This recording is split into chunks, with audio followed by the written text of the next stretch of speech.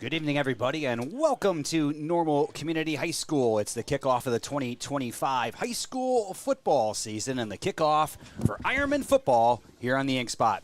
Joel Swanson, Andrew Nauer, Brady Phelps bring into the action here in 2025. We can't wait for things to get kicked off. Not only is it the first game, but it is also senior night as well, and we're ready to introduce those seniors here in just a few moments. But Brady and Andrew, welcome to the broadcast. Big shoes to fill, but you guys are going to do awesome this year. Talk about your expectations here on Friday night and kickoff Friday night. Hey, thank you so much. I'm really excited to be here. We got some big shoes to fill. We graduated Zachary Knox-Doyle, who's an excellent student journalist for us. But we're excited to be here, and I'm excited to watch the Ironmen play some football in a couple season. There we go. Now we got Andrew there with full volume. Brady, your thoughts on kickoff here in 2025? I'm looking forward to the season. There's a lot of new faces on the field that I'm seeing right now. We're about to meet a lot of them as they're introduced for senior night. And they're really stepping up in their roles. Even though they're here last year, there wasn't a lot of time. There's a lot of shoes to fill from last year. And Coach Rank was really optimistic about this team in this season. Yeah, he certainly is. And right now they are introducing the seniors. So we're going to turn things over to Mr. Dana Starkey as we meet the seniors of the 2025 Football Ironman.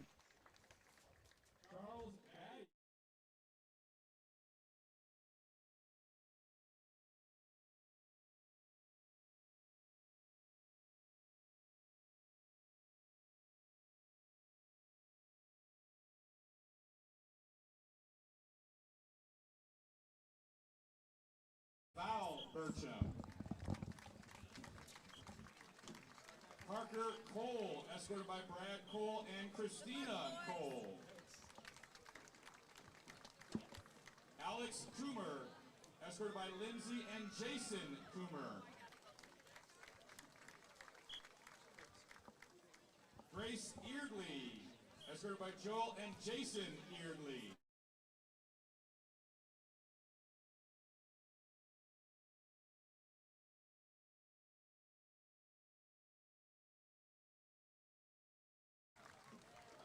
Aiden Gilbert, escorted by Jeff Gilbert, Kate Gilbert, Oliver Gilbert, and Devin Gilbert. Adam Gravel, escorted by Carrie Gravel. Nicholas Gray, escorted by William and Rebecca Gray. Catherine Hager, escorted by Margaret and Michael Hager. Micah Heller, escorted by Brad and Charlie Heller. Joseph Hansel, escorted by Sherry Hansel and Mike Hansel.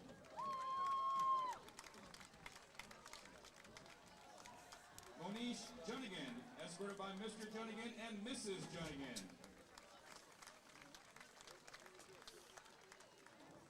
Aubrey Kalitsky, escorted by Alexis Kalitsky and Alan Kalitsky. Sophia Lee, escorted by Kwang Lee and Diem Lee. Drew Marinello, escorted by Damara and Tony Marinello. William Morgan, escorted by Corey Morgan and Brooke Morgan.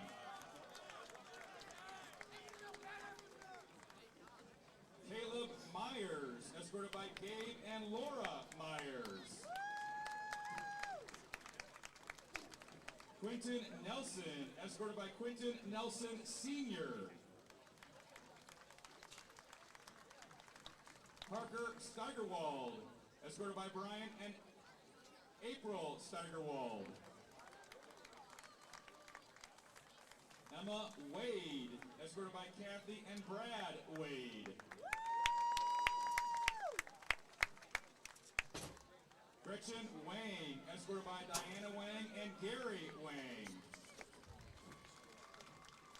And Joel Weddington, escorted by Chris and Renee Weddington.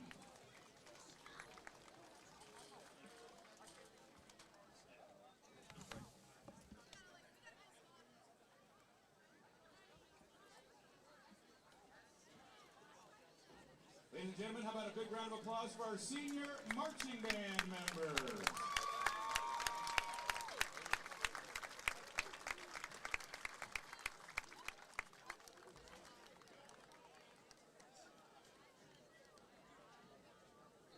And now our senior cheerleaders, starting with Alexis Clark, escorted by Anthony and Kim Clark.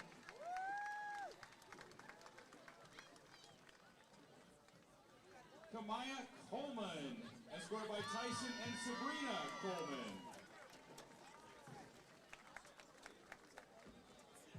Jordan Hall, escorted by Monique Hall and Robert Hall.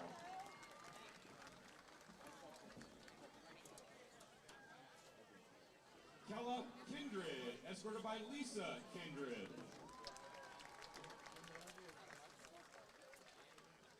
McKenna Phillips, escorted by Eric Phillips and Nathan and Tiffany Menken.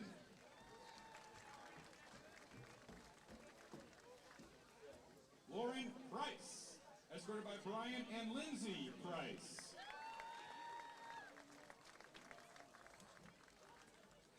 And Jahara Williams, escorted by April Griffin and TK Griffin.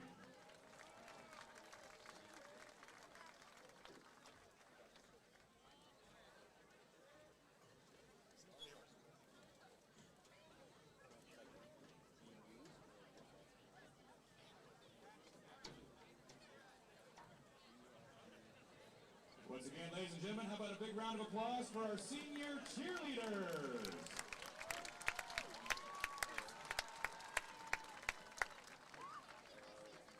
And now we have our senior Ironman varsity football players.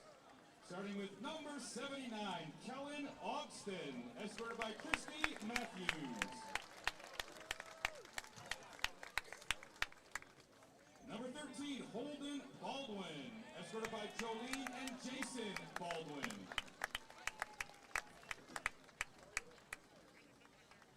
Number 23, Pranav Bukya, escorted by Pool Singh Bukya and Manjula Bukya.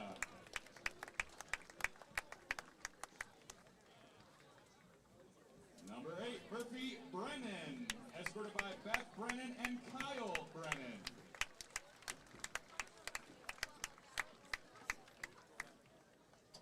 Number 60, Mason Caraway, escorted by Tyler Caraway and Karen Caraway.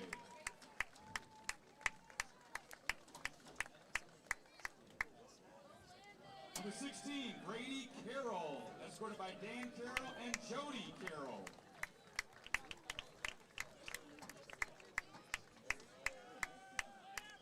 Number 10, William Castro, escorted by Nikia and Jose Castro, Dominic Castro, and Cecilia Castro.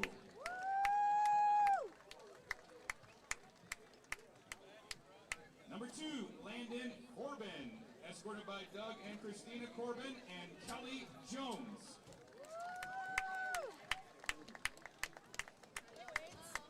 Number 27, Amari Day, escorted by Crystal and Lawrence Hauser.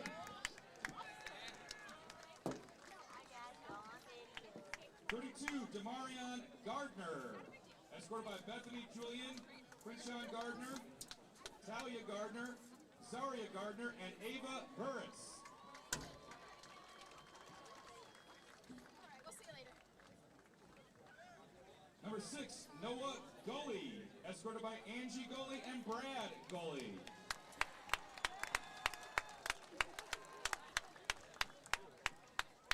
Number 20, Cole Kretzinger, escorted by Wendy and Ken Kretzinger.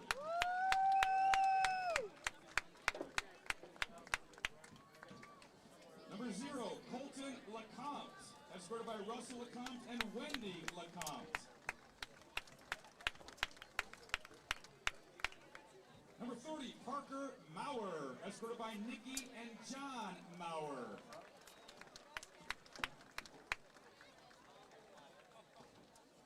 Number 3, Michael Maybeck, escorted by Mike and Stacy Maybeck.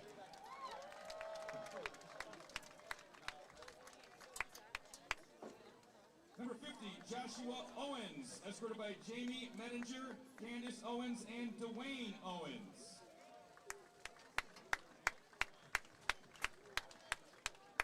Number 21, Seth Person, escorted by Natanya Person and Howard Person. Number 63, Adrian Ramirez, escorted by Tomas Ramirez and Carla Ramirez. Number 57, Jeremiah Sawyer, escorted by Jeremiah Sawyer and Tanisha Sawyer. Number 19, Gavin Shanklin, escorted by Chandra Shanklin and Charles Shanklin. Number 4, Jalen Smith, escorted by Veronica Smith and Ty Smith.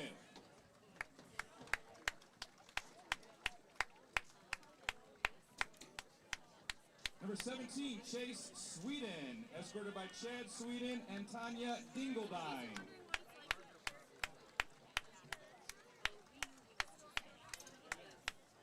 Number 74, Sam Waymeyer, escorted by Candy Waymeyer and Aaron Waymeyer.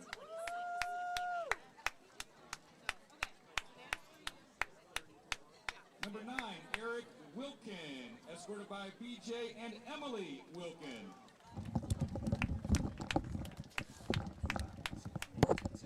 Number 52, Brady Wolf, escorted by Katie.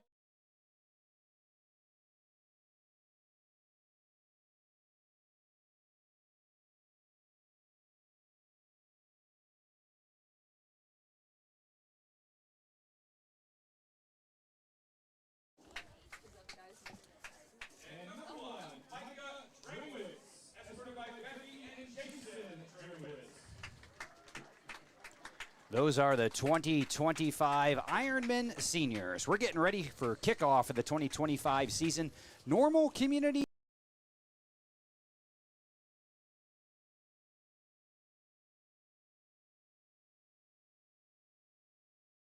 on the Ink Spot tonight. Well, earlier this week, Andrew and I had a chance to catch up with the head coach of the Ironmen, Jason Drengwitz. Let's get his thoughts on tonight's game against the Knights. The 2025 Normal Community High School football season is getting ready to kick off, and we are here with the head coach of the Normal Community Ironmen, Jason Drengwitz. Andrew Nauer with me this year as well, Joel Swanson here. And Coach, got to be excited for kickoff. Maybe just talk about the pre-game practices and the lead up now to Friday night. Yeah, I think, everyone's excited this week getting into week one, but what everybody doesn't see is all the hard work that's gone in since January, our off-season lifting in the winter and the spring, our summer early morning practices and fall camp. It's been a long 6-7 months of working in the dark, but we've worked really hard. We got a good group of seniors, juniors, and a few sophomores, and we're excited. We had a lot of competition for a lot of different positions, and many of our players have risen to the challenge, and we're excited to see how that looks and what shows up on Friday night at home against Richwoods. I'm sure you're anxious to dig into the 2025 season, but for just a moment, we'll talk about a little bit about the program, where it's gone. Talk about maybe the last 2 years, maybe the program kind of taking off a little bit more here, and just some of the experiences that you've had in the last couple of seasons. Well, on the field, we've had a lot of transactional success, but I think that's all been a result of all the different things we've done behind the scenes transformationally with our players, whether it's, we believe you gotta do things other than train, practice, and play football. You have to serve together, volunteer, team build together, and I think that stuff has kind of started to really benefit our program. 2024, we went to the 7A semifinals, the first time we'd ever done that in program history.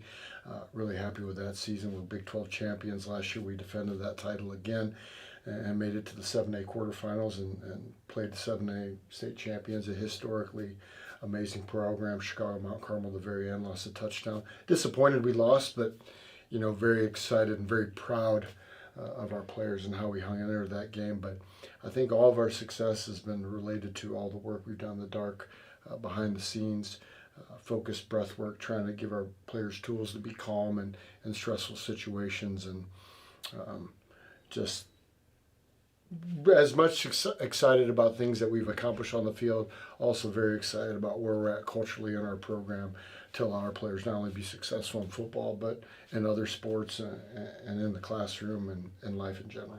Yeah, they say that success breeds success. Talk about having success on the football field, and now that moves into guys being excited about being in the weight room, being at practice, and things like that.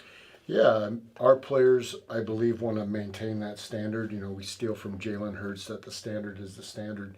You know, 1A is practicing and playing to our standard no matter who we're playing, no matter who the players are that we have.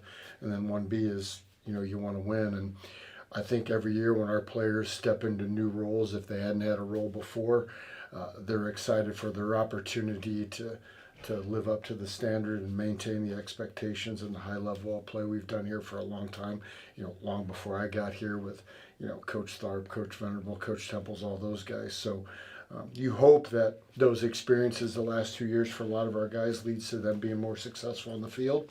You get extra weeks of practice by going deeper in the playoffs, getting more reps, and you hope that puts our guys that didn't necessarily start last year who've won starting jobs now to play at an even higher level.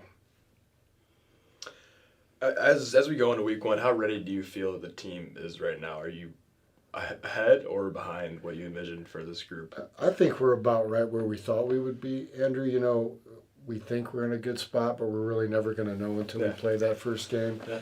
We've got a lot of guys in new positions that never played really meaningful snaps under lights on Friday nights.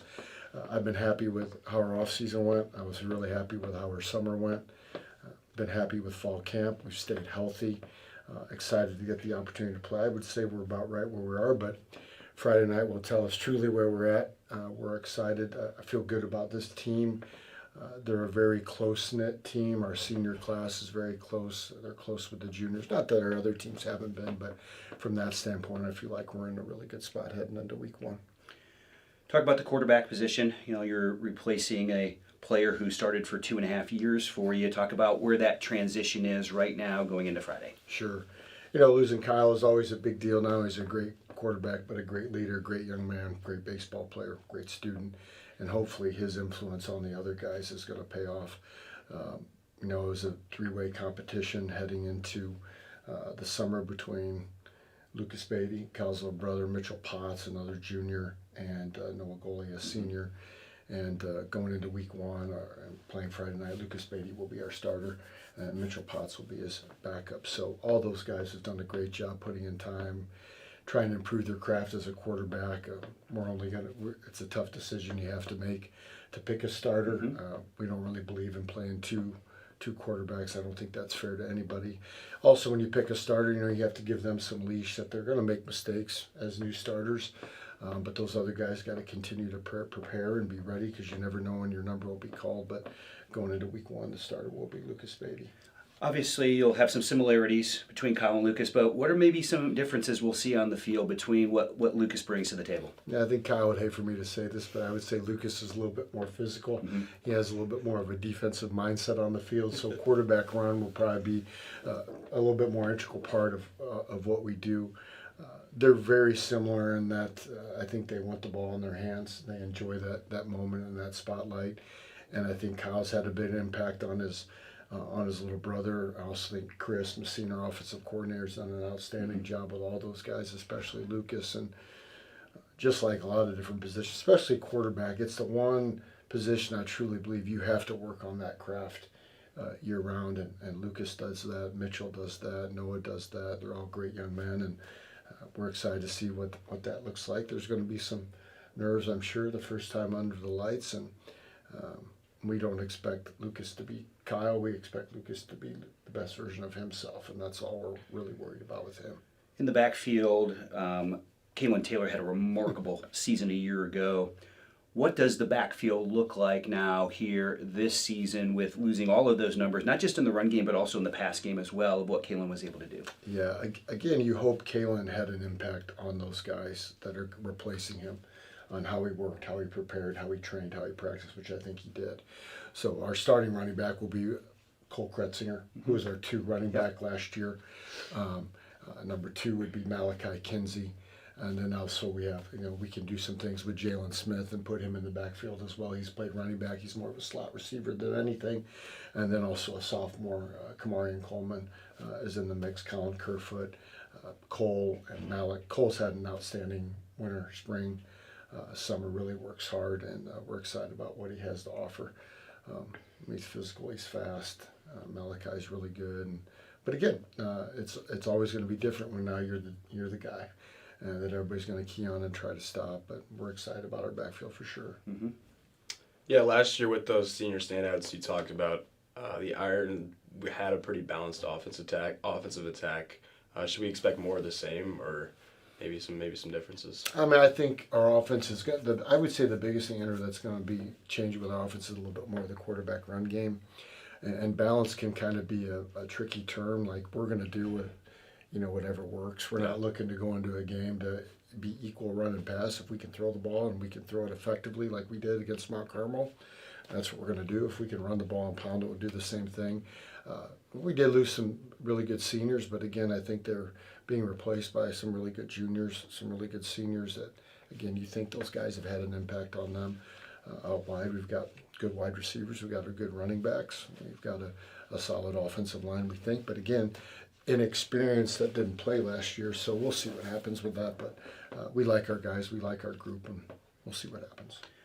On the defensive side of the ball, obviously losing some key players, but what are some names that we should look for on the defensive side of the ball, Friday? So I think if you just work from the front backwards, we returned Kellen Ogston and Damarian Gardner, 2 all-conference really good players, so we're really going to rely upon them to be, kind of anchors of our defense. Our linebackers, Colt LeCompte returns as a returning starter. Should have been a first-team all-conference linebacker, but was not. Murphy Brennan was our third. He'll be our Sam. Colton will be our Will. And then the back end, we return Micah Drinkwitz, who started at corner. So those are the guys I think we're really going to lead on. But then we got to have some other guys step up. Colin Kerfoot at our outside linebacker, Hammer. Kamarian Coleman, a sophomore. Quentin Barton at our other corner. Mitchell Potts at our other corner. And then our safeties going into week 1 will be Brady Carroll, a senior, getting his opportunity, and Jalen Smith will be our boundary safety, our rover. So we've got 4 starters back on defense and replacing them with some seniors that didn't start but played for us, and then a couple guys that were sophomores last year. Yeah, through the winter and spring workouts and summer camp, which players have made the biggest jump since January when winter workouts started? That's a tough question because I feel like a lot of guys have. I'll stick with just the seniors that have kind of risen to the occasion. If you start offensively, on the offensive line, Zach Zeman, Josh Owens, they had a great offseason to put themselves in a position to start. Luke Potts coming back from an injury has been outstanding. Michael Mavick had a great offseason. Our quarterbacks did, our running backs did. Defensively, just really impressed with Brady Carroll was primarily a quarterback, and we asked him last year to start thinking about free safety with the chance to maybe compete this year, and he's kind of really jumped into that and ran with it.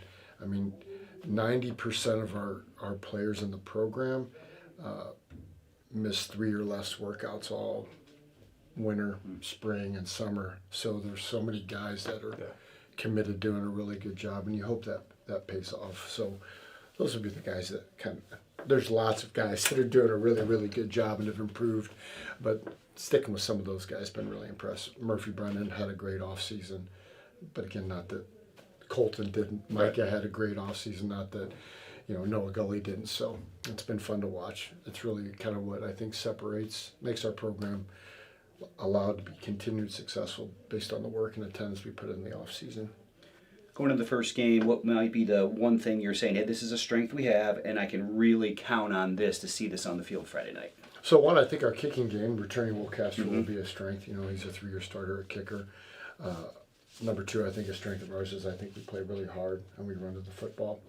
And third, they're not really X's and O's. I just think this is a group, and again, I'm not saying our last teams before, they're just a very connected, close-knit group of seniors and juniors. And I think if you got we got good players, really good young men that like playing together. I think that's always a good thing and bode well. It'll be hard week one because you never know what you're going to get. You have limited film. You never know what teams you're showing, and you're going to have to adjust. And I'm sure Richwoods has some tricks up their sleeve and doing some different things, but we'll see.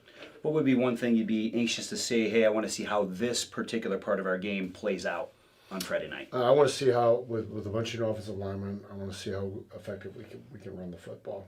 I think it's along with that protect our quarterback with new guys.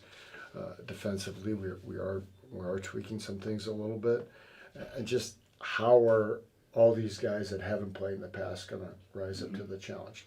They're going to make mistakes, and there's going to be bumps in the road that first game, and then also how quickly they can adjust. If we see something we haven't gotten, like how quickly we can make those adjustments and play effectively. Obviously, not a lot of film, but certainly a lot of history. So what does Richwoods generally bring to the football field that might have you concerned about Friday night's game? Well, they always have outstanding size on their O-line, D-line. Now they have some of those guys that I believe play both ways. They've got two really outstanding, athletic, tall, long receivers that were really good. And if you remember our game last year, first play of the game, the guy was wide open. I mean, he cooked us. I mean, missed him, and then they hit a post later on. So that's it. And then I think their whole coaching staff just kind of prepares them really well. And typically, I believe Richwoods is really tough and physical. You talked about Jalen Smith at the rover position. I know he plays offense as well. Are there any guys that we should expect to see playing both ways this year? Maybe not necessarily starting, but seeing reps on both sides of the ball? For sure, yeah. What we try to do is, if you're a starter on one side of the ball, we try to package you, have a specific package for you to play. So Jalen will be a primary defensive starter at rover, then we'll package him offensively. Michael Mavick is primarily a offensive player, but will be packaged and in the rotation defensive back-wise. Brady Wolf, we moved him from tight end to tackle. He's another guy I should talk about that really has done an outstanding job. That's really shown out this offseason, but he also may start at nose for us. So those guys will be playing both ways. And then once you get into our twos, then you're looking at your offensive starters who are twos on defense, defensive starters are twos on offense. So Jalen and Brady are the primary ones right now that I could see playing both ways. Brennan would be our second tight end if we run any two tight end package. So those would be the guys. And then Mason Caraway, Josh Owens, they'll all rotate in. Since Brady's starting offense, we'll probably rotate those guys at nose. Obviously, there's an excitement about the start of school here, but just talk about you as having coached for so long, just the excitement about game one and just the excitement about getting this thing kicked off. Well, the excitement revolves around, it's just an exciting way to start the school year off. Anytime you start the school year off with football is an exciting time. It's one game a week. Lots of people come. Their kind of social calendar revolves around it. We get to play at home. We get to play a really good team. And everybody's just ready to go against somebody different other than yourself.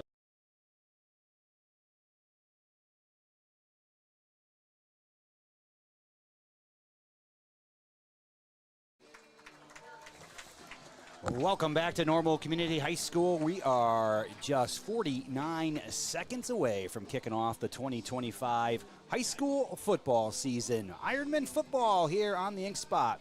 Brady Phelps, Andrew Nauer, Joel Swanson bringing you week one action. Tonight the opponent, the Knights of Peoria at Richwoods. Well, gentlemen, here we go. The 2025 season, it's on its way. Your thoughts before kickoff? Yeah, I think we got a lot of new faces here, a lot of unknowns that we're really excited to figure out as both commentators, fans. I'm just excited to get things underway and see what we got. Like Andrew said, there's a lot of new faces on the field tonight. The past two seasons have been extremely successful. We've seen a quarterfinal finish last year and a semifinal finish the year before. There's a lot of returners that have been a part of those runs. They have the experience, and it'll be cool to see how that pans out and how they can use that. And sometimes just because guys aren't starters doesn't mean they don't have experience as well, filling holes, having to play through injuries as well, and just being in on certain downs. So there's some guys that have seen a lot of football here, but they're going to see a lot more here in 2025. Well, we're getting ready for kickoff now as Normal Community coming off that run to the playoffs a year ago. It was all the way to the 7A quarterfinals, losing 49-42 to Chicago Mount Carmel. We'll talk a little bit more about that game as the evening goes along. Peoria Richwoods, it has been a struggle for a little while for the Knights, looking to turn around a really once proud program. You go into the 80s and 90s, and boy, the Knights had some outstanding football teams, but trying to get things turned around here in 2025. Well, here we go. It is kickoff time from the north side of Normal tonight, and the kickoff here for the 2025 season here for the Ironmen. It is an absolutely gorgeous evening. Boy, week one has been nothing but hot the last few years, and it is absolutely terrific out here tonight. Now lining it up now, and the Knights will kick it away here to the Ironmen. It's a short kick going to be taken right around the 25-yard line. Veering to the right now, picking up good yardage across the 40 and into Peoria Richwoods territory. Still on his feet down to the 30-yard line. And a great return right there for Cole Kretzinger for Normal Community. And Andrew and Brady, you talk about outstanding field position here to start the season. Boy, the Ironmen certainly have it right now. Yep, there we see one of the returners, Cole Kretzinger, amassed over 400 yards a year ago on over 60 carries, so he's seen plenty of experience both in the running game and on special teams for the Ironmen in past years. Yeah, he certainly got some outstanding playing time last year. Boy, Kalen Taylor, the senior running back a year ago, had some unbelievable eye-popping numbers on the season. We get the first time, we'll see the junior quarterback, Lucas Beatty. Saw a little bit of time on the varsity a year ago. He'll swing it out to the far side, making a move there and going to be finally knocked out of bounds after picking up a first down. That was Luke Potts, a 6-foot junior that was able to haul that one in. Yeah, Luke Potts is a guy I think is going to have a huge year. We saw him, we got a sneak peek of him in the prospect game a year ago, and he had a huge 49-yard reception, critical point in the game for them in the second half. Well, this will be the fourth season in a row that we see a Beatty in there at the quarterback position for Normal Community. Lucas this year, the junior, rolls out looking downfield. Got a man in the end zone. Is it on the money? It's just not. A little bit out of the reach. That was Luke Potts again in the corner of the end zone right there. Good throw, just a little bit overthrown on the rollout. I think they'll look to that rollout a lot this year. Get Beatty out and moving around on the pocket because he's a threat on the ground. He can run with it, or he can let it go. Yeah, we had a chance to talk to Coach Drengwitz a little bit about Lucas earlier this week, and certainly a physical player, no doubt about that. And we'll talk a little bit more about the junior quarterback as the night goes on.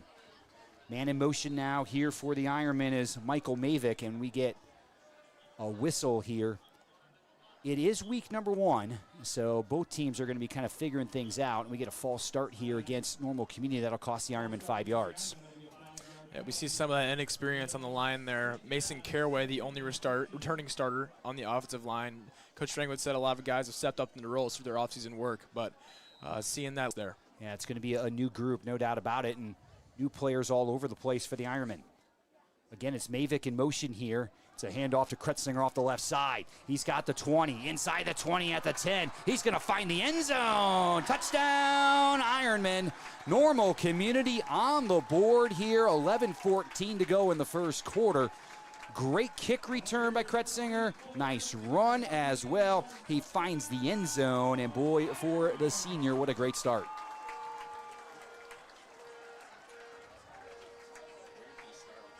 So Normal Community puts the first touchdown on the board just 46 seconds into the contest. Extra point now by Will Castro here, and Richwoods is drawn off sides. And again, early in the season, we're going to see some of those penalties. We'll see if Normal Community now will take the yardage and go for two. You got to think they're probably still going to kick it here this early in the game. There's the encroachment call against the Knights. And I think we're just going to redo this. So, guys, it looked like Cole got a really nice hold off the left side right there. He really didn't get touched till about 5-6 yards down the field. Yeah, I think we saw that a lot last year with Kalen Taylor as well. Dare I say, he looked a little bit like Kalen Taylor right there. See a lot of that in conference for the Ironmen. Establishing the run quickly. You know, they have good quarterbacks, but yeah, it looks like a little Bit of confusion there on the extra point, and it's going to be 6-0 as that does not come to anything of fruition for Normal Community right there. And Andrew, you talked a little bit about Kalen Taylor and some of the numbers that he put up a year ago. Really, from that running back position, almost a historical season, almost 10 yards per carry. He was outstanding, not just in the run game, but also the pass game a year ago. Those are big shoes to fill for the Ironmen in that backfield.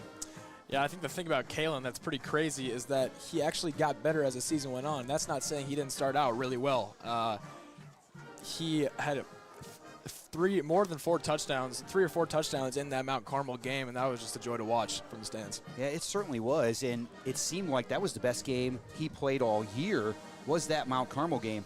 We'll talk a little bit more about the Mount Carmel game as we go along here this evening, because even though Normal Community lost by a touchdown, boy, did they gain some respect from folks across the state by just looking at that final score. And if you watch that game, boy, just a mistake here by the Caravan, here or there, and they played a great game offensively. And Normal Community would have been right there at the end. Absolutely. Well, we'll get a kickoff here now, again, trying to get everybody organized. Week 1 of the high school football season can be interesting. A few more penalties, just trying to get everybody on the same page. People in new spots that might not have played there the year before. And we'll see if they can get settled in here. 46 seconds into the contest. It's already 6-0 in favor of Normal Community. Cole Kretzinger scoring the touchdown after returning the opening kick all the way to the Peoria Richwoods 30-yard line. Here's the kickoff. That one's going to head out of bounds, and it looks like the Knights will probably take the yardage here. We'll see if we'll see a re-kick, but you got to think they'll take the yardage, and they'll have their first possession of the contest. Yeah, some special teams confusion here for the Ironmen in an area that's actually their only spot of stability coming into this year. Will Castro is a 3-year starter at kicker. Yeah, he has really been good for the Ironmen, and returning once again, boy, that could be a valuable asset as the season goes on. And there's the call by the official.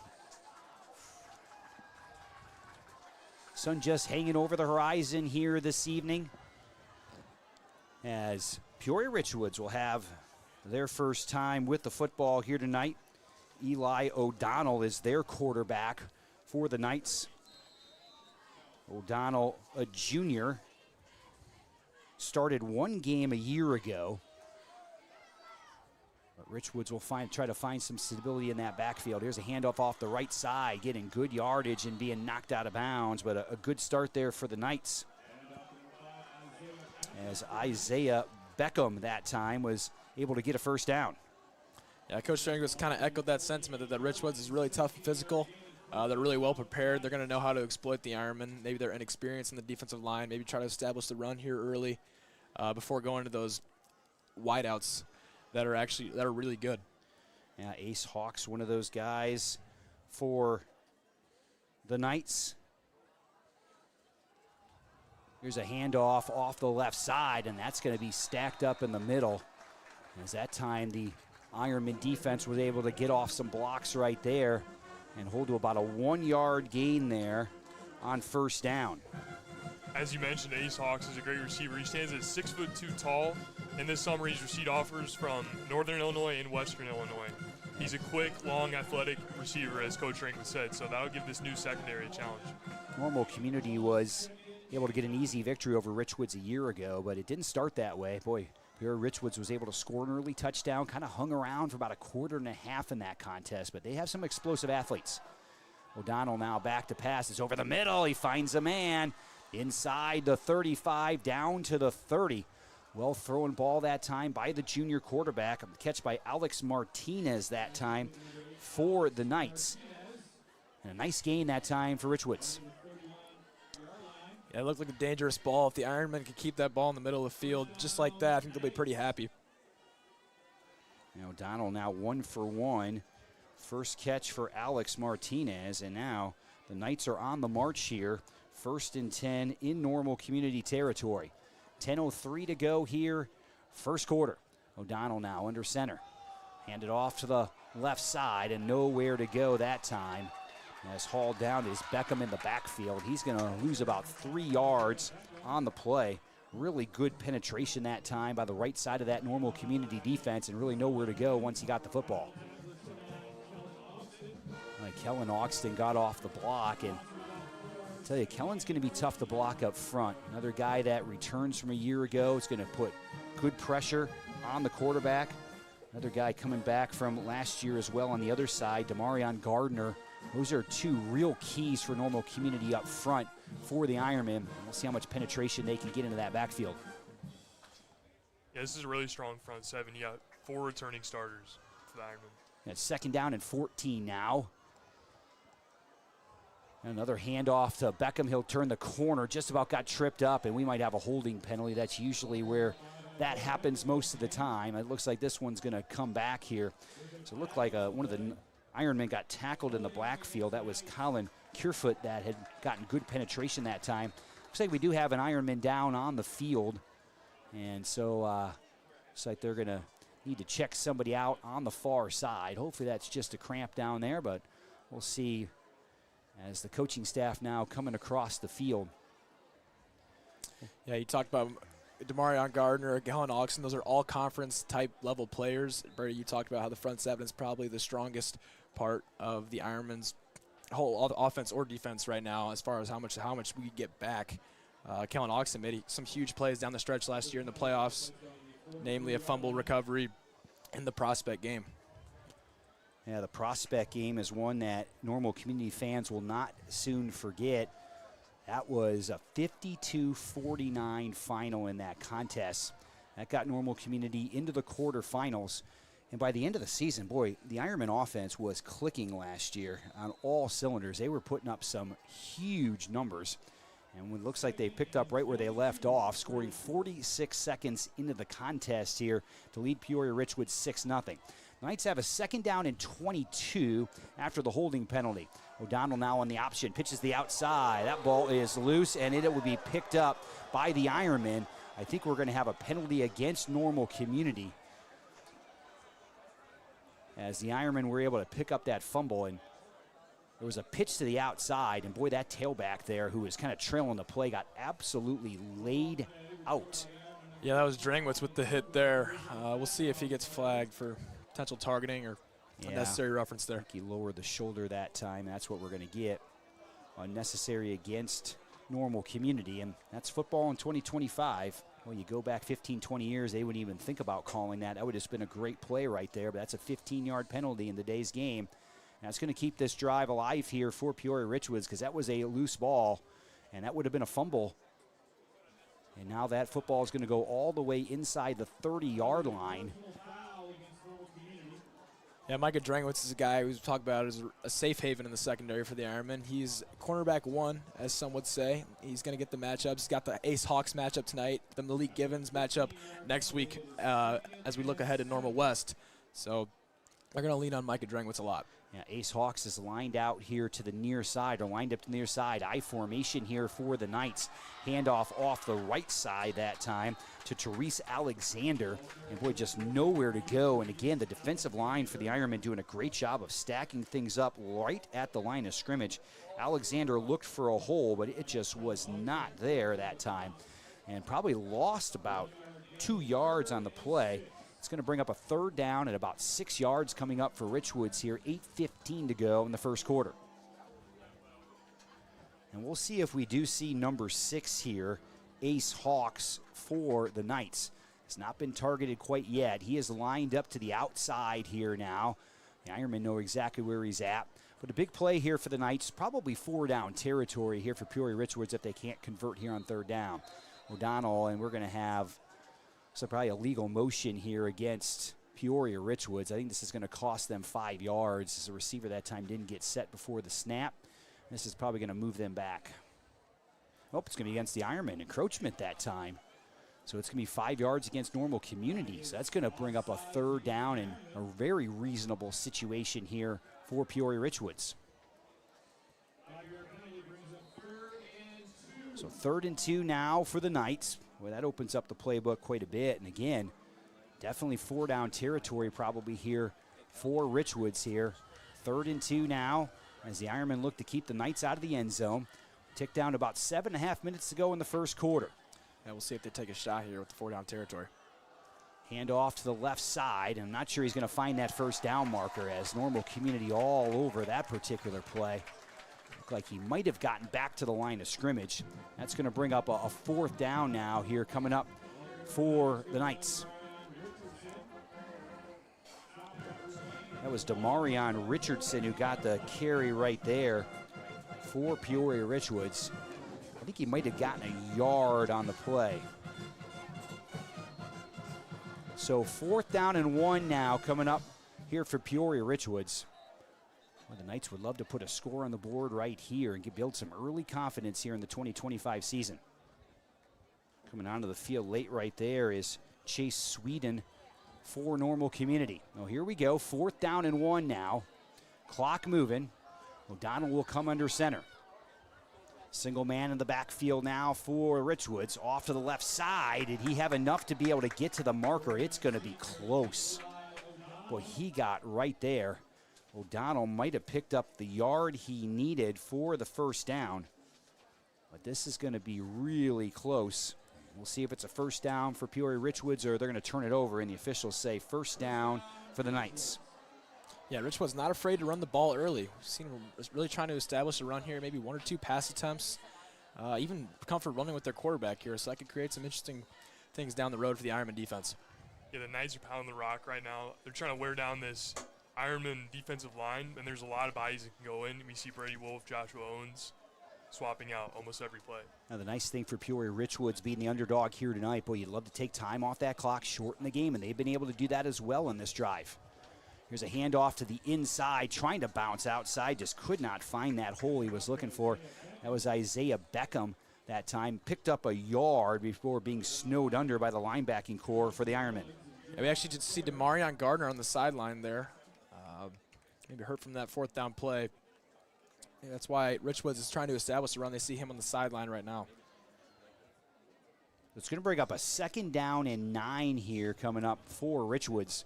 They've done a pretty nice job here on this drive and staying in front of the chains in reasonable 2nd and 3rd down situations, and we'll see if that continues throughout the evening. Now facing a 2nd down and 9, and if you're Richwoods here, probably in no hurry. Like, take as much time as you can off that clock.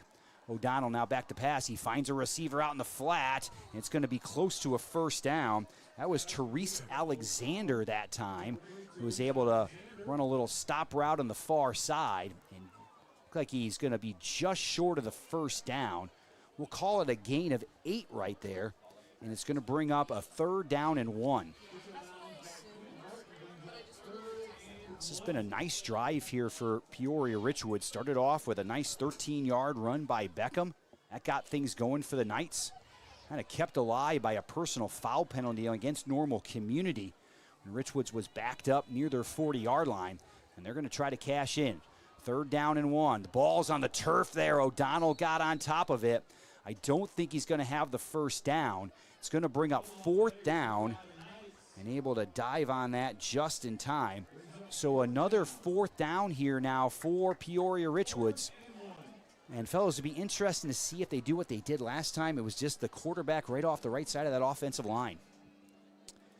Yeah, it's honestly a little Dan Campbell-esque right here. I'm a Lions fan, so I'm used to seeing my teams go for it on 4th down, so I've gotten a little more comfortable with it as the years have gone on. But yeah, Peoria Richwoods not hesitant to go for it on 4th down at all here. Yeah, not trotting the kicker out here, and 4th down and 1. We're under 5 minutes to go here in the first quarter. Pretty time-consuming drive here for Richwoods, running about 6 minutes, and they're going to take a timeout. Really well done that time by Coach Ulrich for Peoria Richwoods, as this is a big play for the Knights. Obviously, they come in as the underdog tonight, trying to stay in the game early in the contest here. This is a big play here for Richwoods if they're going to stay in the game with the Ironmen here this evening. Yeah, like you said, just trying to chew the clock as much as possible. Probably a good idea for Richwoods as the underdog here. Maybe get a long drive and get a score here. Yeah, a score would be huge for Richwoods in this particular situation. If they can figure out a way to punch it in here and take the lead here in the first quarter, especially when they've taken 6 minutes off this clock. So in this situation, already succeeding on a 4th and 1, just taking the quarterback off the right side of the offensive line.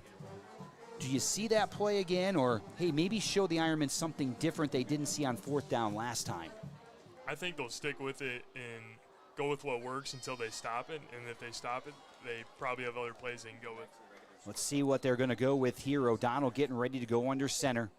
It's a single back in the backfield now. Man goes in motion, and Normal Community did exactly what Richwoods wanted. A little hard count coming up to the line of scrimmage right there.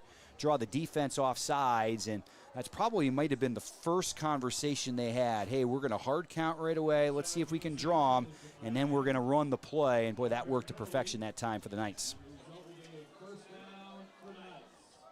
Yeah, if you're Richwoods, you have to be just ecstatic about this drive. Coming into Normal on the road as underdogs, taking 6 minutes off the clock, drawing a couple offsides, encroachments, unnecessary roughness, making things easier on your offense so they can chew the clock here. 1st and goal from the 7. Handoff up the middle. That is not going anywhere. Might have gotten back to the line of scrimmage. Demarion Richardson that time got the carry. And we do have a flag on the field here now. And we'll see if this one's going to move back a little bit. Got a false start against the Knights, so that'll push Richwoods back.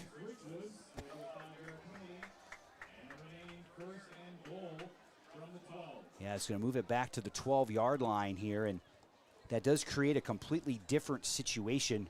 I guess the bad news is you lose the 5 yards. If there's any good news or a bright spot, it does give you a little bit more field to be able to work with here now near the goal line.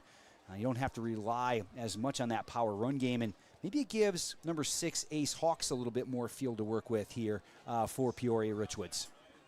Yeah, I agree, but I still wouldn't be surprised if Richwoods goes to the run here, especially with Demarion Gardner on the bench, some experience for the Ironmen on that defensive line. Now Hawks is split out to the left side here now. And again, it's Richardson as the lone man in that backfield. O'Donnell back to pass. He's looking for Hawks, trying to make a play, and what a play for the Ironmen on the inside. Picking that one off is Micah Drengwitz. And if you're going to put a film together of how to run and play corner, that is it right there. Got to the inside, made contact. Boy, that was well done that time by number 1. And they tried for that back shoulder fade. Ace Hawks is taller than Drengwitz, but Drengwitz played that perfectly, as you said. Really got on his body and made the play. Yeah, I think Ace Hawks would have loved that ball a little farther to the outside where he could have gone up and make a play. But mark that one down. Richwoods had a really nice drive. And boy, that drive for the Knights, that consumed over 6 minutes off that clock. That's exactly what you wanted if you were the Knights. The only thing they didn't get was points out of that possession. Well, now we see the Ironman offense on the field for the second time. 46 seconds into the contest, they already had a touchdown. Kretzinger off the left side looking for a hole. Continues to drag Knights forward. Gain of about 6 yards that time for Cole Kretzinger. He had an early 20-yard touchdown for Normal Community to get the Ironmen on the board. That is not even counting that long kick return that set up Normal Community's first touchdown. Yeah, typically in the Ironman program, we don't see guys playing both ways. It's kind of an Ironman mantra that they keep guys on one side of the ball. But we see Jalen Smith and Brady Wolf out here on the offensive end after just finishing a defensive drive. Beatty now back to pass. Finds his man. That is Luke Potts again. And Potts able to get a first down. A gain of about 8 on the play. And so far, that has really been the target out there for Lucas Beatty has been Luke Potts. A great combination between those two guys so far. A couple of juniors there finding a nice combination here early in the contest. Yeah, we've kind of heard that Potts has kind of developed as a safety net for Beatty through the camp. Now here's Kretzinger getting the handoff, spinning off one tackler that time. He'll pick up about 4 yards on the carry right there. Cole now 3 carries for 30 yards on the evening. Going to bring up a second down at about 6 yards here now coming up for the Ironmen. So far we've seen 2 screenplays to Luke Potts, and they're run the ball a lot. I think they're trying to get Beatty comfortable here before they show off that arm that he has. Yeah, that's probably a good point. Brady kind of hit a comfort zone here, especially early in the contest for the junior quarterback. Only had 5 pass attempts last year, and really when Kyle would come out of the game, Lucas really saw most of the action for the Ironmen in that backup quarterback position. And now we're going to have a penalty here against Normal Community. This is going to back them up 5 yards here, so it's going to bring up a 2nd down and 10. We'll see if they open things up a little bit more. We'll call it 2nd and 11 after that 5-yard penalty here. So behind the chains now for the Ironmen for the first time this evening.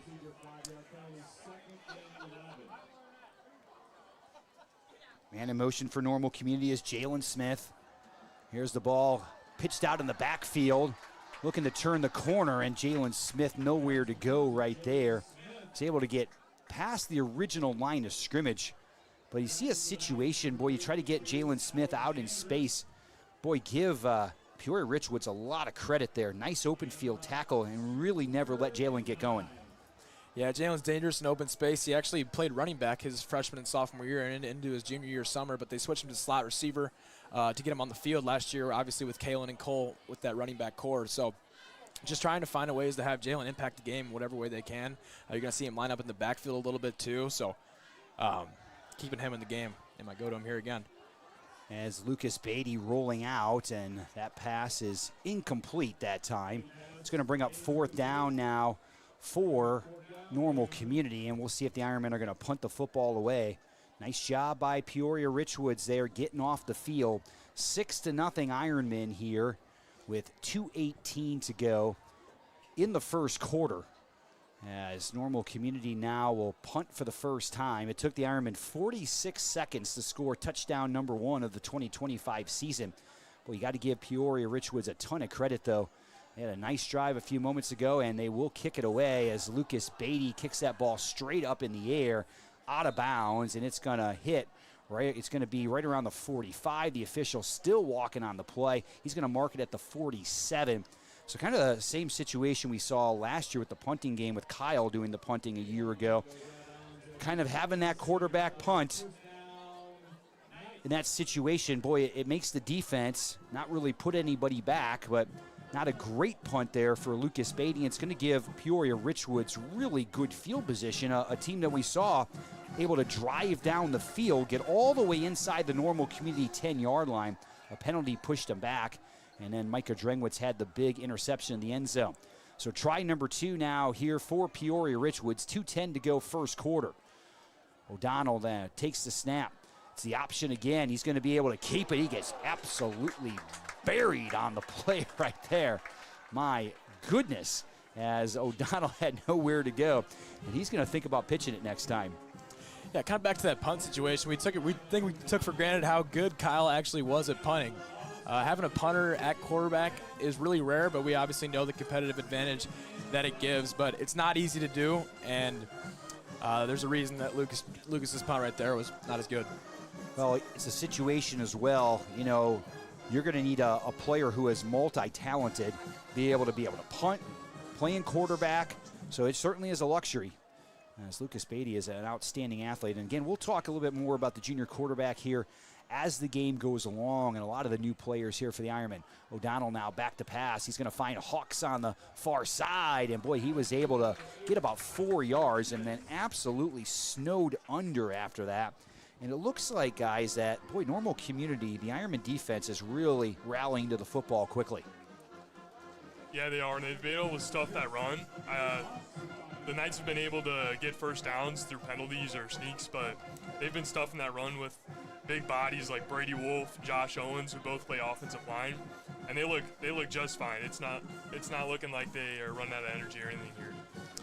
Yeah, I also wouldn't be surprised if Richwood turns that screen with Hawks a little bit more. You know, struggling to get him the ball, not targeting him as much as in the early going here. So that screen's an easy way to give him the ball and get him in space to do what he kind of does. 30 seconds to go here in the first quarter. 6-0 Ironman. O'Donnell back to pass, and he is going to be thrown to the ground. The ball is loose, and the Ironmen are going to score again. Touchdown, Normal Community. Murphy Brennan able to run it in.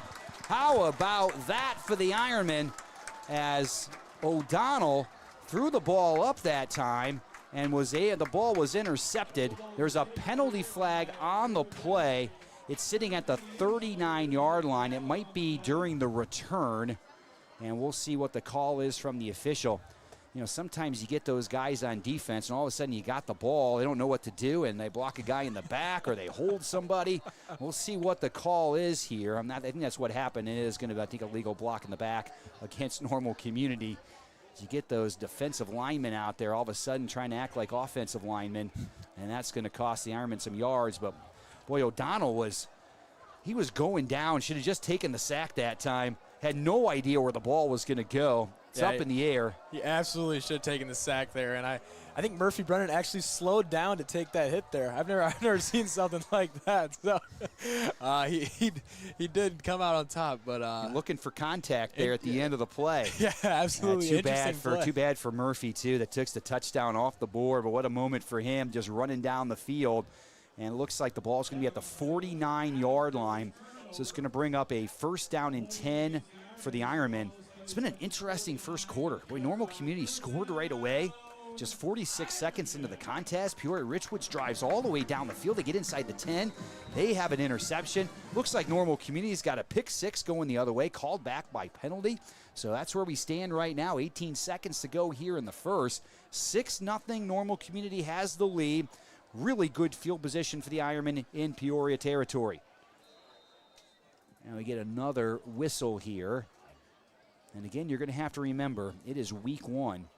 This is kind of how week 1 goes sometimes. There are no preseason games in high school football. At the orange and black scrimmage for Normal Community a week ago, but you just line it up and get rolling. So 5-yard penalty there against the Ironmen, pushes the football back into their own territory. Mavick goes in motion again. Luke Potts in motion that time. Kretzinger looking for a hole. He finds it. He's got the 45. And a gain of 9 that time for Cole Kretzinger. It looks like a situation right there where he's about one guy away from breaking one. Did a really good job reading those blocks, finding the hole right there. And now 2nd down and reasonable here for the Ironmen. Yeah, Kretzinger's been able to get pretty much whatever he wants in the run game. Kind of surprised they didn't turn to him more last drive with the way his first drive went. Kind of keeping the ball on the ground here. We have reached the end of the first quarter, 6-0 in favor of Normal Community. Well, Andrew, you had a chance to be able to play baseball with Lucas Beatty, the quarterback. Talk about Lucas as an athlete and kind of what he brings to the table. Yeah, Lucas is a natural athlete. He contributed a lot for us in the regular season, playing third base. When he got injured, he even found a way to impact the game in that super sectional, coming in as a pitcher to finish the game off for us. And as a sophomore, he loves to be in the big moments, that's for sure. He's an athletic kid, and he craves the moment. Yeah, and he certainly does, and he's got probably the perfect mindset for a quarterback. The moment is never too big for him, and he is a tougher-than-nails type of kid as well. We talked to Coach Drangwitz on Monday, and he said physical might be the good way to talk about Lucas. We might see him a little bit more in the run game than we saw Kyle the last couple years. Yeah, it's definitely evident that Drangwitz thinks of him that way. He started a couple of games on defense last year as a sophomore. Saw meaningful time in that Mount Carmel game as well. So he definitely has that defensive mind. Yeah, big shoes to fill, though, with his brother graduating, a 2.5-year starter. And there goes Lucas Beatty. He's got the 40 to the 30 and out of bounds right around the 27-yard line. Gain of 18 yards that time for the Ironmen. And the first time we see anybody carry the football besides Cole Kretzinger right there. And a good start right there for Lucas Beatty. But playing the quarterback position, he is the type of kid that will put his head down. He will run over you, not run around you. Absolutely. We see that there. He pocket collapsed. No hesitation to run there and pick up the big gain. 1st down and 10 now. The ball inside the 30-yard line at the 26 here for the Ironmen, looking for their 2nd score of the game. That time, Beatty unable to get away from the pressure. It looked like it might have been a late hit that time from the Knights. No flag coming. Boy, heavy pressure. I'm not sure if the Ironmen were trying to set up a screen, if there was some confusion. Because I tell you what, there were white jersey in that backfield very quickly. That would be something that Lucas might struggle with, because I know how much he loves to run the football. If there's nothing, he might have to learn to get rid of it. But you see him looking to go deep, it appears, those last 2 plays. But he's looking to run if he doesn't have that. Yeah, the pocket broke down really fast that time for the Ironmen. 2nd down and 17 now here for Normal Community. Beatty now back to pass, gets pressure once again. They drop it off to Kretzinger. He's got a lot of room. Cole's got the 15, 10, 5, touchdown! Touchdown, Normal Community. Cole Kretzinger that time, a 33-yard pass catch, his second touchdown of the night. And for Lucas Beatty, his first career touchdown pass right there. It's 33 yards for the junior quarterback, and Normal Community on the board for the second time tonight. Yeah, Cole Kretzinger's getting whatever he wants with the ball in his hands tonight, whether that's receiving or rushing. Yeah, no surprise they're going to him early here. Let's see if the extra point goes a little better here for the Ironmen. It is up, and it is no good. So far, 0 for 2 on the season for Normal Community. So Cole Kretzinger, a 20-yard touchdown in the first quarter, a 33-yard touchdown reception here in quarter number 2. And we talked about the senior a year ago, Kalen Taylor, and that's one of the things that Kalen's game, great job running the football, but boy, he could also get out of that backfield, catch the football as well, and that was just an outstanding weapon for them, especially as Normal Community got deeper into the playoffs. They went to that more and more. Yeah, even in the Mount Carmel game, that shovel pass was just unstoppable. He had 24 touchdowns last year on the ground, but he hauled in 8 more on the receiving end. So definitely something the Ironmen are comfortable with in the playbook, and it's great to have a running back that can do that, like Kalen and like Cole. Kretzinger got loose that time, and like they had set up that little screen, and they might have set it up actually the play before, and that's where Lucas Beatty took that huge sack for a loss of yardage. But as we mentioned, week number 1 here for the Ironmen, and it's going to take a little while for the offense to find its rhythm. We're probably going to see that. Defenses are always a little bit ahead in week number 1, and it's going to take the offense a little while. Nice drive right there, but the one thing Normal Community knows they got some playmakers, no doubt about that. I think it's good they're giving the ball to Cole Kretzinger right now. He's been really patient with the ball. He's letting the guys up front do their job, and he's just following those blockers. I mean, he's barely been touched tonight. They definitely have playmakers. One guy we haven't seen a lot of just yet is Michael Mavick, but we know how dangerous he can be. Had over 240 receiving yards last year and 4 touchdowns. So we know he can be a threat, a deep threat at that too. Yeah, Mavick had a really good season, obviously replacing some big names there at the wideout spot. Marquand Gary graduating a year ago, had some major numbers for the Ironmen. As Castro kicks off, gets a boot into it, taken by the Knights inside the 10. They'll return it across the 20 and down it right around the 24-yard line. And that's where Richwoods will take over. Jarvis Matthews, the senior, on the return right there for the Knights. Now for Peoria Richwoods here, 10:38 to go, second quarter. 2 things you'd like to see happen. Obviously, number 1, you'd love to see some points on the scoreboard on this drive. But number 2, you'd also like to see a nice time-consuming drive here. And again, keep yourself in the ball game at halftime and then kind of see what happens in the second half. Yeah, absolutely. And besides those 2 turnovers, I think they've kind of had their way with the Ironman defense. Just whether that's in the run game, and they've played a couple passes as well. So sticking with the ground game here. Yeah, I think that was Damarion Richardson that time. And just nowhere to go. Boy, he ran into an absolute wall there at the line of scrimmage. They're going to give him a gain of 1. As Richardson now, that's his second carry for just 2 yards. Isaiah Beckham has 4 carries for 12. Therese Alexander, 1 carry, lost 2 yards. Damarion Richardson has 2 carries for 2 yards. And O'Donnell, the quarterback, 3 carries for no yards so far. So after that first initial push and that really nice play to start by Isaiah Beckham, Richwoods had a hard time running the football here against the Ironmen. Gain of 1, second down and 9. I think they lost the ball again, and Normal Community might be on, and they are. The Ironmen, I think, have recovered a fumble, and they have.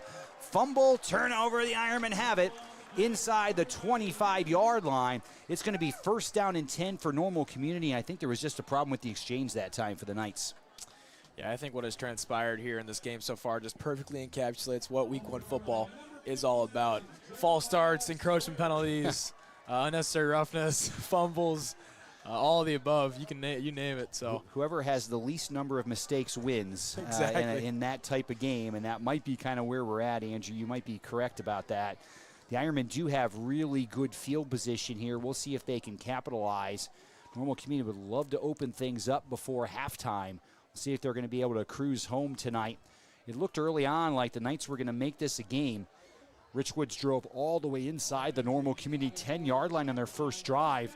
Combination of some nice pass plays, a good run to start that series, and a major penalty against Normal Community gave the Knights a chance to be able to score. But so far, Micah Drengwitz has made the play of the game, an interception in the end zone that stopped that first drive for Peoria Richwoods. Lucas Beatty now, Kretzinger in the offset eye. Back to pass, looking, can't find anybody now. It's going to circle back around. He's got some room here on the far side of the field. He'll be taken down right there. A nice play there by Jarvis Matthews. And there'll be a loss that time for the Ironmen. I think it's going to be a loss of about 10 yards right there, as Beatty just could not find a crevice to be able to get downfield. Yeah, right there. He made a couple guys miss, but it was pretty clear he had nowhere to go with the football. Sometimes the best play you can make as a quarterback is throw it away and save yourself 10 yards or so. Yeah, something that Kyle was really good at the last 3 years was kind of going through his progression, seeing his first read wasn't opening, hitting his second or third reads. That's going to be tough for a young quarterback to do. As Coach D mentioned, the quarterback's a position you have to work in your craft year-round. So as a young quarterback, can't expect him to be at Kyle's level yet, but he's learning. There's a pass completion right there, I do believe. Jalen Smith was able to haul that one in. Yeah, it looks like a gain of about 6 yards there, as Lucas Beatty, 62 yards passing so far here in the contest. He's completed all 5 passes that he's had so far. The problem for the Ironmen has been that Richwoods has been able to get into that backfield, though, as well, as Lucas has had to take some pretty significant losses. Lost 7 yards on the last series on a play, lost 10 yards just a moment ago.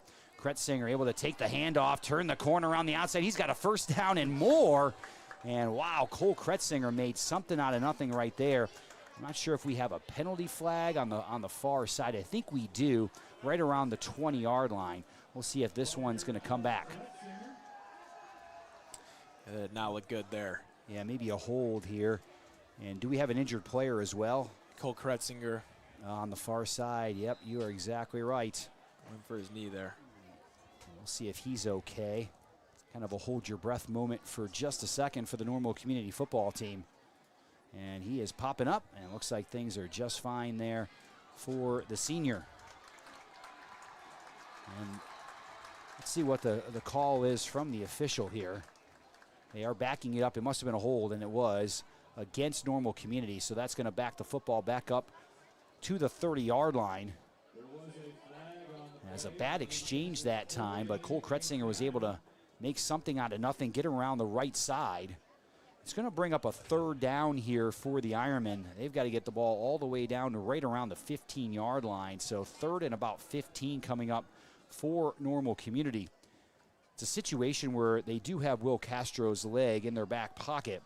This would be an awfully long field goal, so you'd love to get some positive yardage here out of this third down if you can't pick up the first down. Yeah, maybe the first time we've seen Lucas Beatty in an obvious passing situation, so be excited to see what he does here. Now we'll see what the call is here on third down and long. Little zone read to Kretzinger. He's going to pick up a first down, not quite. Tackled that time after a gain of about 10 yards. We'll call it a gain of 11 that time for Kretzinger. It's great to see number 25, Malachi Kins, go in there and pick up 11 yards of zone while Cole Kretzinger is recovering from that massive hit. Yeah, it's right. great to have 2 running backs that can cycle in and out. Yeah, nice job by Kins there, picking up 11 yards on his first carry of the night. Fourth down and 4 now as Beatty trying to draw them offside with the hard count now. And we'll see if the Ironmen go for it here or might settle for a field goal. Fake the handle. It is Kins that time and brought down as got off the left side right there. As Malachi Kinsey on the carry there for Normal Community. And that is a little bit short, so it's going to bring up a first down for Richwoods.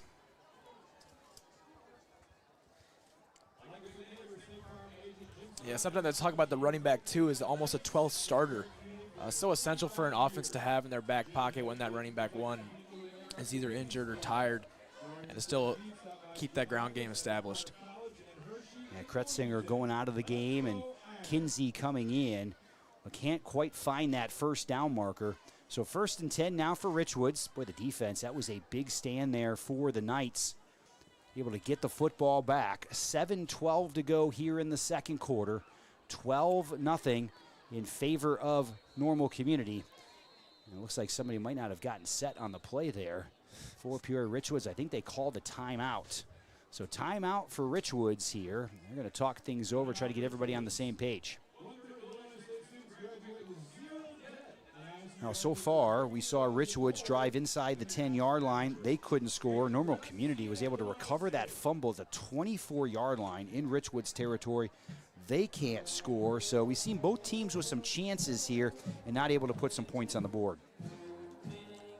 Yeah, if you're Richwoods, you have to be kicking yourself at not getting points there. I don't know if they had the tools to replicate that drive again, so that was definitely a golden opportunity for them, and they couldn't capitalize. Yeah, we'll see it. You might be right, Andrew. We'll see if they have the tools to be able to really sustain a drive here against this Normal Community defense. And for Richwoods, job one is they're going to have to establish some sort of running game. They're going to have to be able to get something going between the tackles to be able to sustain a drive. We'll see if they can get that done. So far, Normal Community has really gobbled them up front, and we'll see if that continues. That defensive line for the Ironmen have not given much to these running backs here so far for Peoria Richwoods. 7:12 to go before halftime. 12-0 Normal Community has the lead. Richwoods with a 1st and 10. The ball at their own 15-yard line. Going to reset things here after the timeout, as O'Donnell now comes under center. Handoff off the left side, and again, there is just nowhere to go that time for the Knights. Just trying to find a hole. I think they were trying to go back to Beckham that time, and they did. Might have gotten a yard right there. We'll give them a yard. Now 5 carries for 13 yards for Beckham. And it's going to bring up a 2nd and 9. I would say if Richwoods isn't comfortable throwing the ball downfield, I'd really like to see them get the ball to Ice Hawks in space, maybe through a screen or a jet sweep here, or even just in the backfield. Getting your featured players involved, maybe get the stagnant offense going, could be something that could really help them right now. And he is lined up on the far side here. As O'Donnell back to pass, he'll throw it into the slot right there. And boy, great tackle by Normal Community all over the play. Nowhere to go for Peoria Richwoods. That was dumped off right there to Therese Alexander. And Alexander picked up a couple yards on the play, but just really couldn't shake free of the Normal Community defense. When the Knights are going there, I've noticed they have not gone Micah Drankowicz's direction since that interception in the back of the end zone. They got Ace Hawks lined up across from him, but he's a fearless guy. Micah, in the playoffs last season against Mount Carmel, was guarding guys that have offers from nearly everywhere in the country: USC, Michigan, Alabama. 3rd down and 7 now here for Richwoods. Clock under 6 minutes to go, second quarter. O'Donnell on the option. He will not pitch it. He's going to be drilled out of bounds. Might have gained a gain of about 3 yards that time on that speed option. It's going to bring up a 4th down now here for Richwoods, and he might have actually only gotten a couple of yards. Yep, going out of bounds, about a gain of 2. 4th down now and 5 yards coming up here for the Knights. They're going to punt it away. Luke Potts now on the field for Normal Community. He's going to return this kick here for the Ironmen. And guys, this might set Normal Community up with some really good field position if this works out well. Yeah, we've seen earlier in the game what Luke Potts can do in space, and they're trying to target him in those screens. He's had 2 of those, so really interested to see what he can do in space here and the field position that he can get for the Ironmen. Yeah, let's see if they can really flip the field position here, and we've got another penalty on the play as official now looking at the Peoria Richwoods sideline. Did they call a timeout? Nope, Normal Community took a timeout right there. So maybe the Ironmen might not have had enough guys on the field here. All sorts of different pieces going in and out, but Normal Community takes a timeout here, 4th down and 5. And guys, we saw Peoria Richwoods right away, 13-yard run. Nice start to the game on the ground. But boy, Normal Community's defense, especially that defensive line, they have really not given up pretty much anything in the ground game since then. Yeah, we saw last drive, Colin Kerfoot, one of the guys that, a new face, and one of the guys that Coach Drengwitz praised and said he had a great offseason with the tackle for loss there. So a lot of new guys stepping up into new roles, making some big plays for the Ironmen to keep this Richwoods offense down. Yeah, they have done a nice job of really limiting Richwoods here in the first half after the Knights had that hot start on the offensive end. Well, here we go. Peoria Richwoods will punt the football away as Potts sitting right around the 45-yard line and just about getting to that football are the Ironmen and Micah Drengwitz. Ball's going to roll over midfield, and Luke will let it go, and Peoria Richwoods will have it. As some of the Knights felt like Potts might have touched the football there. Sometimes you just got to try to sell it to the official as much as you possibly can. But Normal Community will have the football. Last time we saw the Ironmen with the ball, it was at the Peoria Richwoods 24 to start that drive. Couldn't really get anything going. We'll see if this drive's a little bit better. I think first and foremost for Normal Community, it's going to be protecting the quarterback, Lucas Drengwitz. Richwoods has done a nice job getting in the backfield here so far in the first half. Yeah, as we see Kretzinger back out in the field here after that brief stint on the bench, so wouldn't be surprised if they go back to him here to move the sticks. Kretzinger got hit out of bounds on the last series. Saw Malachi Kinsey come in at that point. Over the middle, finds his man, and a completion that time. That's number 80 right there, Lincoln Hoover, the tight end on the catch. Nice little pitching catch right there. Good quick release that time as Beatty was able to get rid of it quickly.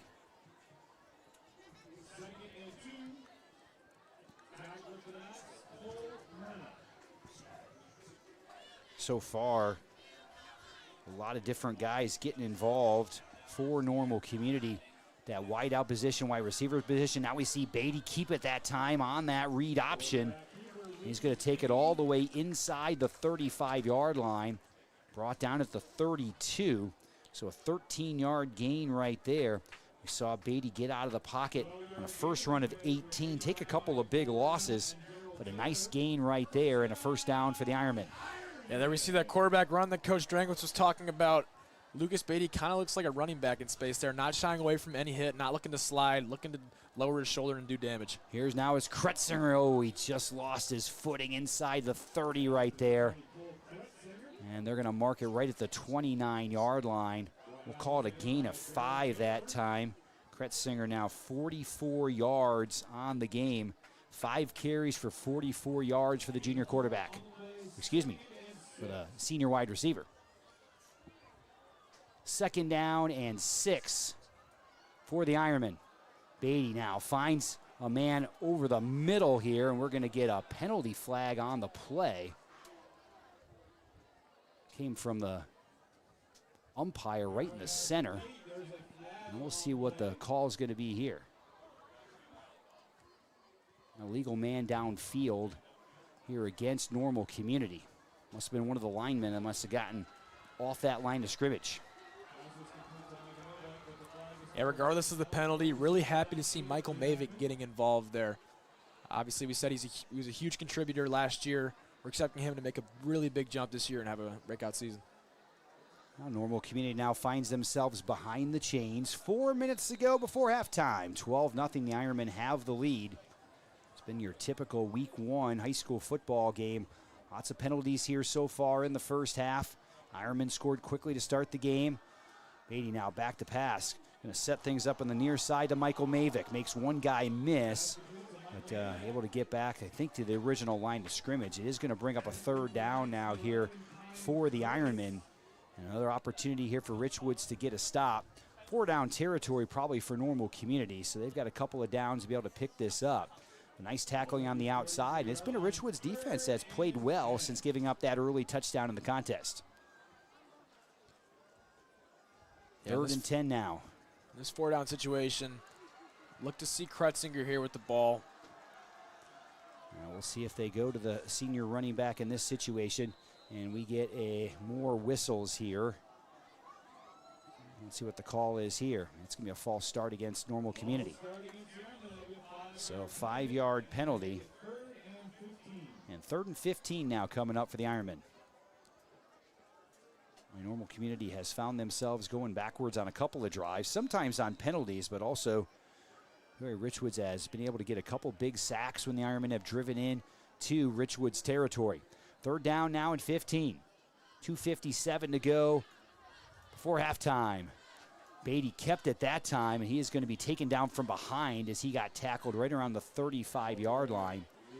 Gain of about 3 yards that time for Lucas. Again, they went to that read option. Just not a lot of room there as Richwoods did a great job of getting back into the play.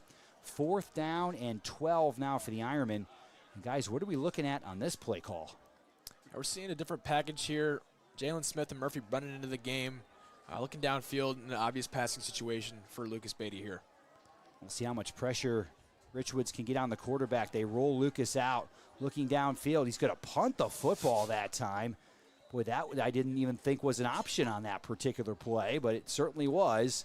It's going to go out of bounds, and we'll see where they're going to mark it. They're going to mark it all the way down right around the 7-yard line.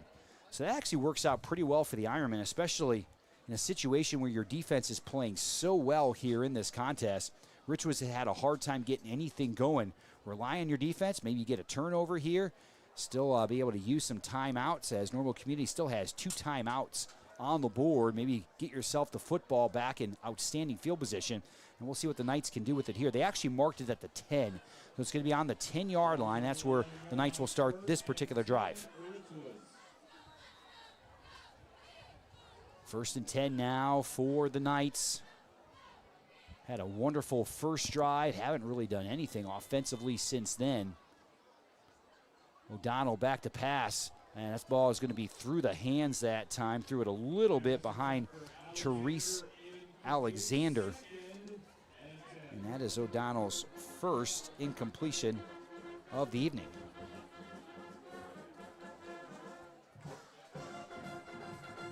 Yeah, Richwoods is looking to keep O'Donnell really controlled here. Not seeing too many looks down the field, just screens. The one ball he did throw down the field was a dangerous ball through the middle.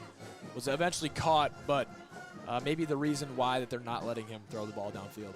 Yeah, he really hasn't looked downfield very much. They've kind of tried to stay with that ground game, and right now, with so deep in your own territory, boy, a turnover would be a little bit disastrous here for the Knights. They keep it on the ground, and they might be pretty happy to go in down 12-0 at halftime. You got to think Normal Community is going to think about burning a timeout here as clock goes under 2 minutes. So Beckham was the ball carrier there. Picked up 2 on the play. He's been their primary ball carrier so far. 6 carries for 15 yards.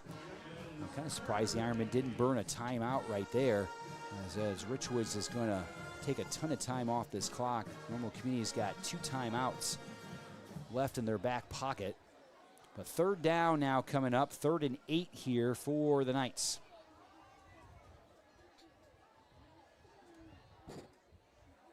O'Donnell now back to pass, looking over the middle, and well played that time by the Ironmen.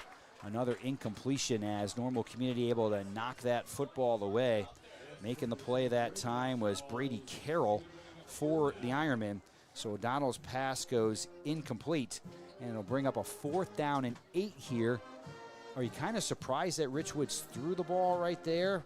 But Normal Community still had some timeouts in their back pocket. Probably could have stopped the clock no matter what. Yeah, we didn't take that time out there.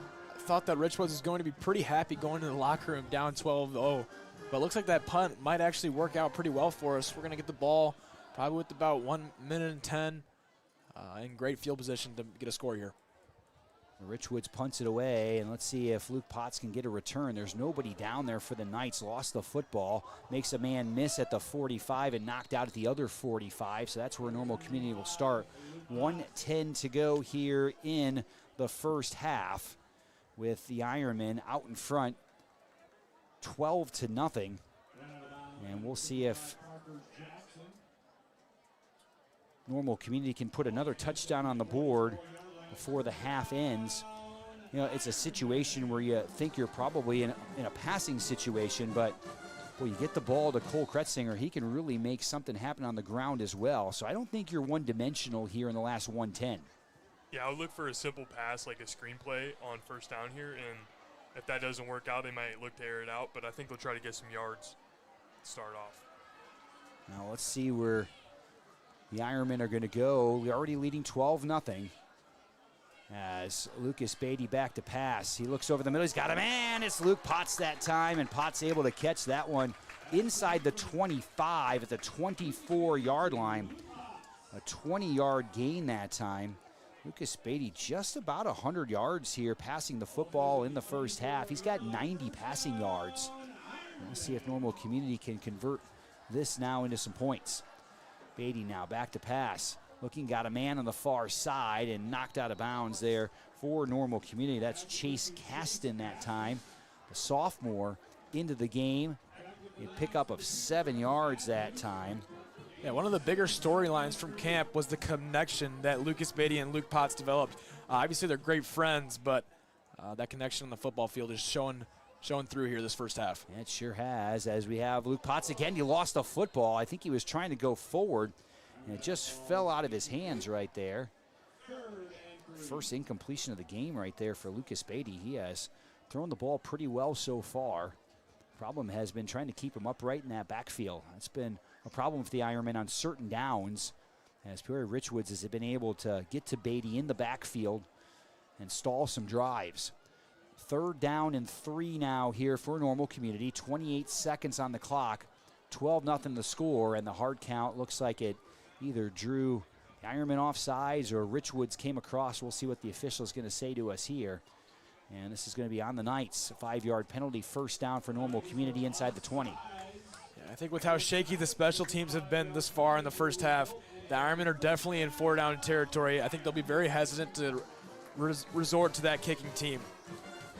Yeah, so far with the extra points, 0 for 2 for the Ironmen here in half number 1. Ball on the 12-yard line. Hand off to Kretzinger up the middle, and he's going to get right around to the 7-yard line. Going to put his head down that time, and a timeout now here by the Ironmen. Looks like a 5-yard gain for Cole Kretzinger. And probably Brady and Andrew a situation for Peoria Richwoods. If they're going to find themselves in the winner's circle in any way, shape, or form tonight, they're going to absolutely have to get a stop right here before halftime. 21 seconds on the clock. Touchdowns tonight. Cole Kretzinger started it off. 20-yard touchdown run. That was 45 seconds into the contest. And Cole Kretzinger also with the second touchdown of the night as well. That was a 33-yard screen pass from Lucas Beatty. Found the end zone. That was in the second quarter. That's where the Ironmen have the lead right now. Yeah, I think that decision to pass on the 3rd down might be coming back to bite them right now. The Ironmen have 20 seconds to work with to get a score. If I were Richwoods, I would have been extremely happy to be going in the locker room down 12-0, getting the ball to start the second half. But now they find themselves in a position to potentially go down 3 scores. Yeah, trying not to give up points again for the 3rd time tonight, especially for an offense that has really not moved the ball hardly at all since the first possession. Beatty on the rollout, looking, he's going to find a man. Touchdown, Normal Community.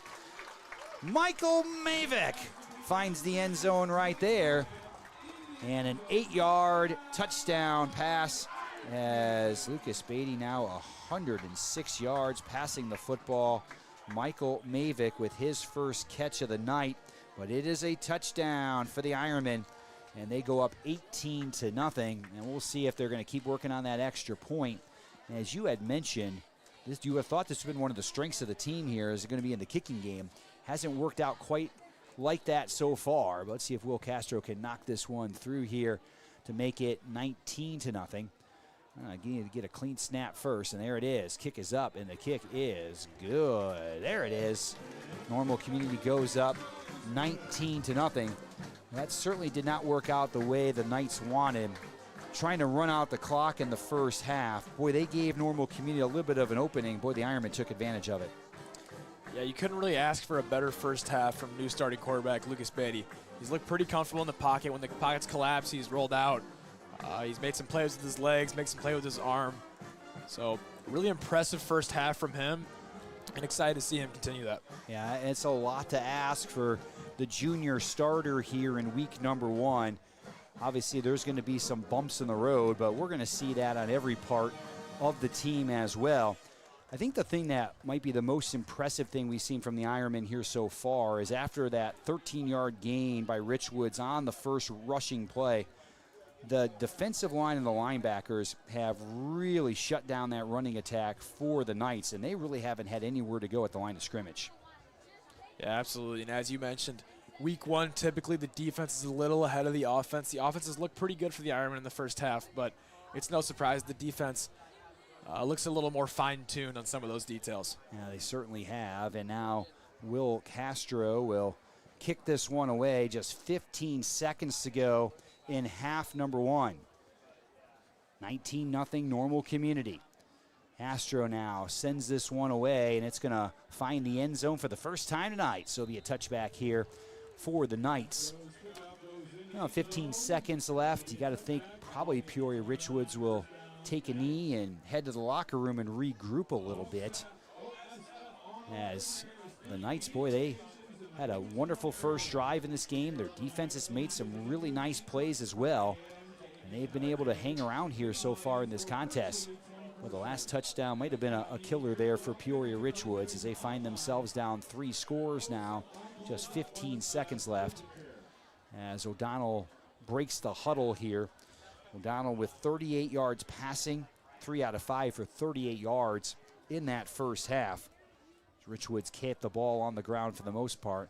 They'll run a play on the line as Damarian Richardson is going to get a yard on that particular play. Not much there. Richardson had 3 carries for 3 yards in that first half. And we have gone to halftime. Halftime at Normal Community High School tonight. Week 1 of the high school football season. Week 1 of Ironman football here on the Ink Spot. Our score, Normal Community 19 and Peoria Richwoods nothing. Now we'll start with Brady. Brady, your thoughts on half number 1 and the first half of the high school football season for Normal Community here in 2025. This is a dominant half by the Ironmen. We saw good things on both sides of the ball, 3 turnovers on defense. Since that first drive, they've really stuffed the run and they've stopped the pass. They've forced passing downs and they've shut that down. On the offensive side, we've seen a lot of good run plays, screen plays, short passes that's really allowing Lucas Beatty to get comfortable in this offense and find his way. Yeah, Andrew, your thoughts on half number 1? Yeah, I think if you're the Ironmen, you're extremely happy with how that half ended. You could have easily been going in the locker room just up to just 2 scores with Richwoods able to get the ball to start the second half and potentially come out of the gates and score and make it a 1-possession game. But that 2 to 3 scores gap is huge, and I think the Ironmen are extremely happy with where they're at. After maybe those first drive hiccups, I think their defense has really settled in, and the offense I feel as if couldn't have looked better. Well, Normal Community has a 19-0 lead at halftime. We're going to take a break here on the Ink Spot. When we come back, we'll talk about the first half, bring you some numbers from half number 1, and most importantly, bring you second half action. It's week 1 for the Ironmen. They lead 19-0 at halftime on the Ink Spot.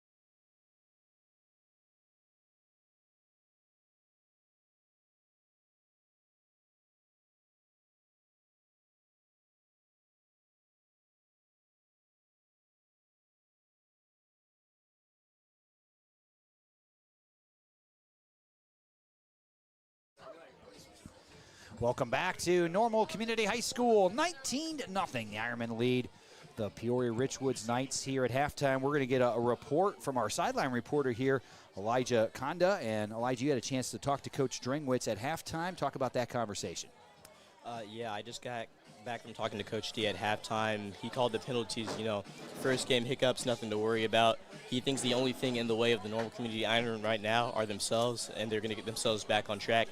In regards to number 32, Demarion Gardner, he has not had a chance to speak with the athletic trainers. We don't know when he'll be playing again, if he'll be playing again, but I wish him the best. Yeah, absolutely, and certainly a key part of that Normal Community defense. Had that injury early on, so sounds like Coach Dringwitz was encouraged by the first half. Nice having a 19-0 lead, and maybe some of those penalties and things like that, early season jitters that they can get worked out rather easily. Yeah, he didn't seem worried at all. Completely relaxed, completely calm. He's been doing this for a very long time. He's seen this before. I don't think there's anything to worry about for the Ironmen. Absolutely. Thank you, Elijah. Great job with our report from the sideline. Our student crew tonight is, our color commentators are Brady Phelps and Andrew. Now our sideline camera is Iaria Blackman. Updates from Elijah. You just heard from Elijah there a second ago. And our producer tonight is Audra Wolf. And really, the man who makes it all happen behind the scenes is Mr. Brad Bovenkirk, the journalism teacher here at Normal Community. If you are happy with the Ink Spot, boy, we would love your support. For over 125 years, student journalism has offered a voice for the students of Normal Community High School. Although a lot has changed since, the Ink Spot's mission to support free and responsible scholastic journalism has remained the same. Consider supporting the Ink Spot's efforts to create exceptional journalism by making a donation to our award-winning publication. A link to donate is located on each and every one of our articles at nchsinkspot.com. If you like what you're hearing and seeing here tonight, think about giving a donation to journalism here at Normal Community High School. The Ink Spot, all about promoting everything happening at Normal Community, and there is a lot going on. Boy, a school that is so successful academically, athletically, there is a lot to spotlight in being an Ironman. Well, the first half went well for the Ironmen. 19 points on the board at halftime. Normal Community had 186 total yards in the first half, 80 on the ground, 106 in the air. Lucas Beatty was 9 out of 10 for 106 yards in half number one. Running the football, Cole Kretzinger had 7 carries for 49 yards. Lucas Beatty, 4 carries for 17. And Malachi Kinsey had 2 carries for 14 yards for the Ironmen in that first half. On the other side for Peoria Richwoods, Eli O'Donnell was 3 out of 5 for 38 yards. Isaiah Beckham, 6 carries for 15 yards. Teresa Alexander, 1 carry for -2. Demarion Richardson's 3 carries for 3 yards. And O'Donnell, the quarterback, 4 carries for 3 yards. The Knights had 38 yards in the air, 19 on the ground, 57 total yards for Richwoods in that first half. And Brady and Andrew, I got to think out of those 57 first half yards, 75% of them had to come on that first drive. So ever since that, boy, Normal Community has put an absolute blanket defensively on Peoria Richwoods. Yeah, I would say a lot of those yards came in that first drive. Since then, they've been able to suffocate them. They haven't been able to get many gaps for their running back to run through. And that turnover was critical because it takes it from a 3-score, it could have been a 2-score game, now to a 3-score game. Yeah, and I think if it was a 2-score game right now, you're thinking about it totally differently. Boy, that's a tough hill to climb, especially for a team that only had 57 total yards in the first half. Well, here we go. The second half is on its way. Labor Day weekend right around the corner here in North Normal, and as Will Castro kicks one to the end zone, so Richwoods will start their first drive by taking that touchback. And Andrew or Brady, what do you expect to see from the Knights here to start the second half based upon what we saw in half number one? I think the game script totally changes here. With the Richwoods down 3 scores, they really have to rely on their quarterback, Aiden O'Donnell, to potentially throw it down the field here. We'll see how comfortable he is, and that'll definitely be a challenge for him. And maybe a nice challenge for the Ironman secondary here. Yeah, we'll see what happens as O'Donnell, the junior quarterback, again, just 38 passing yards in half number one. Had a nice 24-yard completion early on to Alex Martinez. That was on that first drive for the Knights. Got them deep into Normal Community for their field position, but that drive stalled out on a penalty inside the Normal Community 10. O'Donnell now rolls out, trying to find some space, and he'll pick up maybe a yard or two that time on the rollout. And maybe we'll see a little bit more of that in the second half. Maybe trying to get him outside, a little bit of space, maybe use some of that athleticism from the quarterback position. Bring up a 2nd and 7, maybe 2-3 yards that time for the junior quarterback on first down. Normal Community looking to extend a 20-game Big 12 conference winning streak. And the Ironmen have really taken care of conference opponents, back-to-back undefeated seasons in the Big 12. Looking to make it number 21 here tonight. O'Donnell now fakes the handoff, looking to the outside. There is nowhere to go, but somehow Martinez was able to come up with the catch. I'm not sure that was the first option on that throw right there. It looked like it went past the back that time there, Therese Alexander. But Martinez actually is going to lose a yard on the play.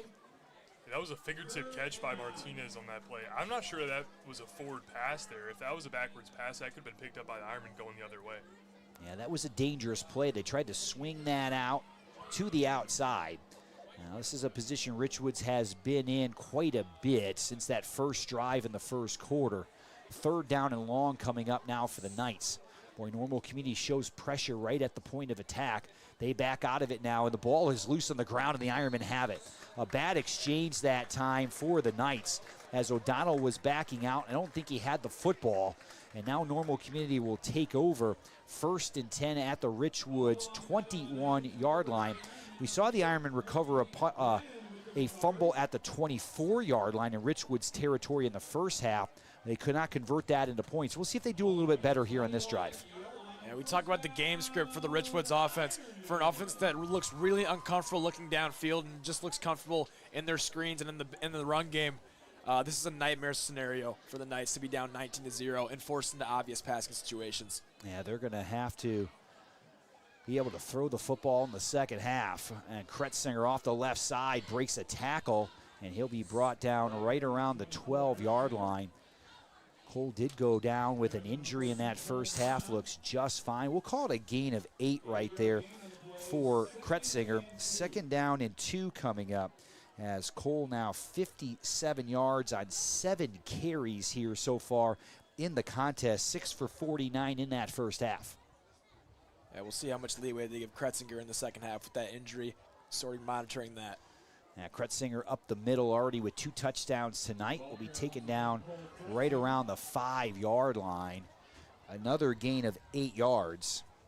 As Normal Community now is really starting to control the line of scrimmage here in the second half. We saw them completely dominate the line of scrimmage in half number 1 and starting to do the same thing now on the offensive end. As Kretzinger spins now down to the 4-yard line. Gain of 1 that time, and boy, a healthy dose of Cole Kretzinger here now in the second half. It'll be interesting to see what kind of workload he can handle, because last year on a daily game basis, it was only 5 or 6 carries that he had. Now we saw the same transition for Normal Community last year as Kretzinger around the outside. Will he find the end zone? He's down to the 1-yard line. So gain of about 3, and we kind of talked about the same thing last year with Tommy Davis graduating and then Kalen Taylor stepping in. We'll see if it's that kind of seamless transition we saw a year ago where Kalen just looked like a totally different player. His senior year just had that explosive, huge year in that backfield. 3rd and goal now from the 1-yard line here for the Ironmen. Low snap, but Lucas Beatty's going to pick it up just like they planned it right there. Touchdown, Normal Community. Lucas Beatty gets his first touchdown of the season. He goes in from 1 yard out, and the Ironmen go up 25-0. And they're going to trot out that extra point team again. It's been a bit of an adventure tonight with the extra points for Normal Community. 0 for 2 to start the game, knocked in the last one.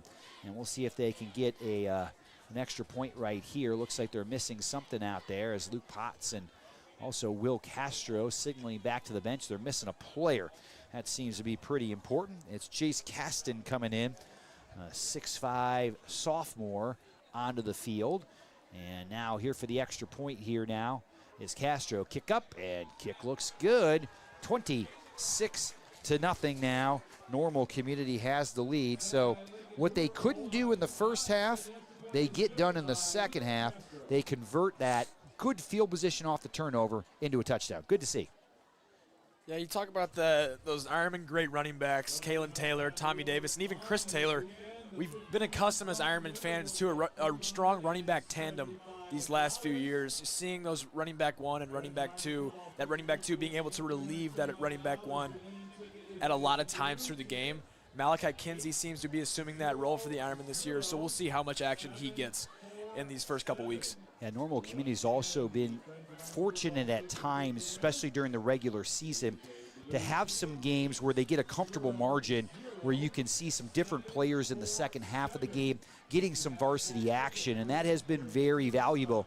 You know, you look at some of the numbers that Kyle put up last year, that Kalen put up last year, and sometimes you also have to subtract out games where they didn't get a lot of carries or pass attempts in the second half because the margin was so big against certain opponents. Yeah, you see a lot of guys going in, new faces, and a lot of people cycling in and out. And one thing that the staff and Coach Ringwitz preach is maintaining that standard. No matter who's in there, the standard is a standard. And it's good to see a lot of depth for the Ironman. Yeah, that's a great point, Brady. The standard is the standard, a great way to put it. No matter who is on the field, as Normal Community now will kick it off. And Richwoods gets the ball inside the 15-yard line, looking to make a move up the field. I think that return that time might have been Ace Hawks there for the Knights. Something we did not talk about at all at halftime, and actually picking up the number, I think that was Isaiah Beckham. But something we did not talk about at all at halftime was Ace Hawks, 1 catch for 6 yards in the first half. That's really a pivotal number in this contest, so give the Normal Community defense a tremendous amount of credit. They have really taken him out of the game. That's a good sign for the Ironman that the Ironman secondary has been able to limit him, particularly Micah Drangwitz. He's going to be faced with some top-tier receivers and wideouts in the Big 12, namely Lee Gibbons next week, week 2 at West. He's very talented, so if the Ironman can contain those receivers, I think they'll be in good shape defensively. Yeah, the Unit 5 rivalry will roll on next week. Some people refer to it as the Chili Bowl. Normal West and Normal Community. The Ironmen have gotten the upper hand in that battle the last couple of years in some games that got away from the Wildcats in the second half. But you got to think that's going to be a really tough game for the Ironmen going across town a week from tonight. Yeah, the Cats will be hungry. They went winless for a decade and snapped that streak in 2022. I'm hoping they don't want to see another drought. Yeah, that was a game that they won here at Normal Community, a game where the Ironmen only scored 4 points on 2 safeties. I think that was Kellen Auxton there that got in the backfield right there. And, boy, he just threw down O'Donnell, the quarterback. And let's see where they're going to mark the football. Yeah, it looks like he might have gotten back to the line of scrimmage. We'll call it a no gain that time for O'Donnell. And it's another 3rd and long here now for Richwoods. I've really been impressed by the Normal Community defense tonight. They have really stepped up since that first drive and not given Richwoods anything. Yeah, and they've been without their star defensive end, Demarion Gardner, all night. He's been nursing that arm they suffered in the first quarter. Yeah, you got to think that he probably won't see any more action tonight with the Ironmen with a comfortable lead. Back to pass now, O'Donnell looking downfield. He's got a man. I think we got a reception. And we do. Hauling that one in is Therese Alexander. Nice catch right there. Good pitch and catch. 20 yards on the completion there from O'Donnell to Alexander. And that is the biggest gain of the night right there for Richwoods. Excuse me.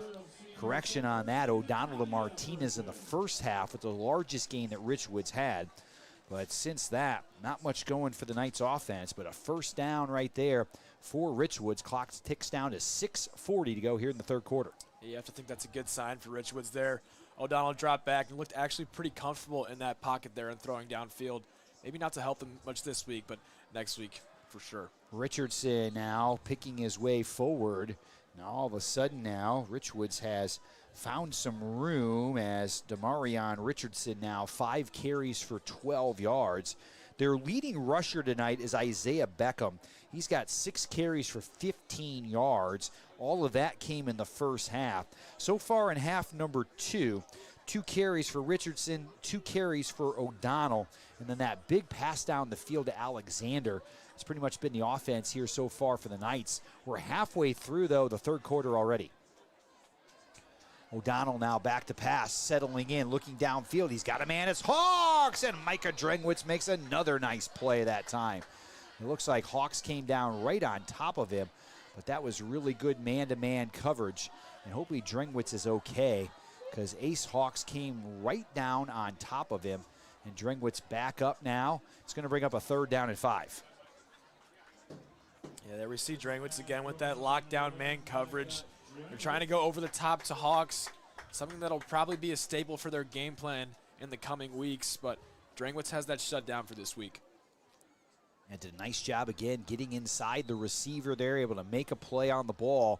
3rd down and 5 now here for Peoria Richwoods.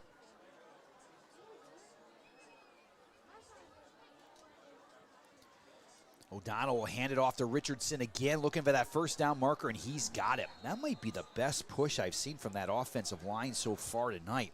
They really got off the ball.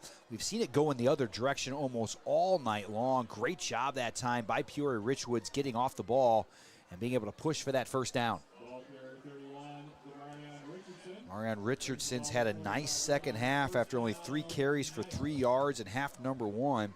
Has come out now with 3 carries for 16 yards in the second half. So much better for number 31 out there, the sophomore for the Knights.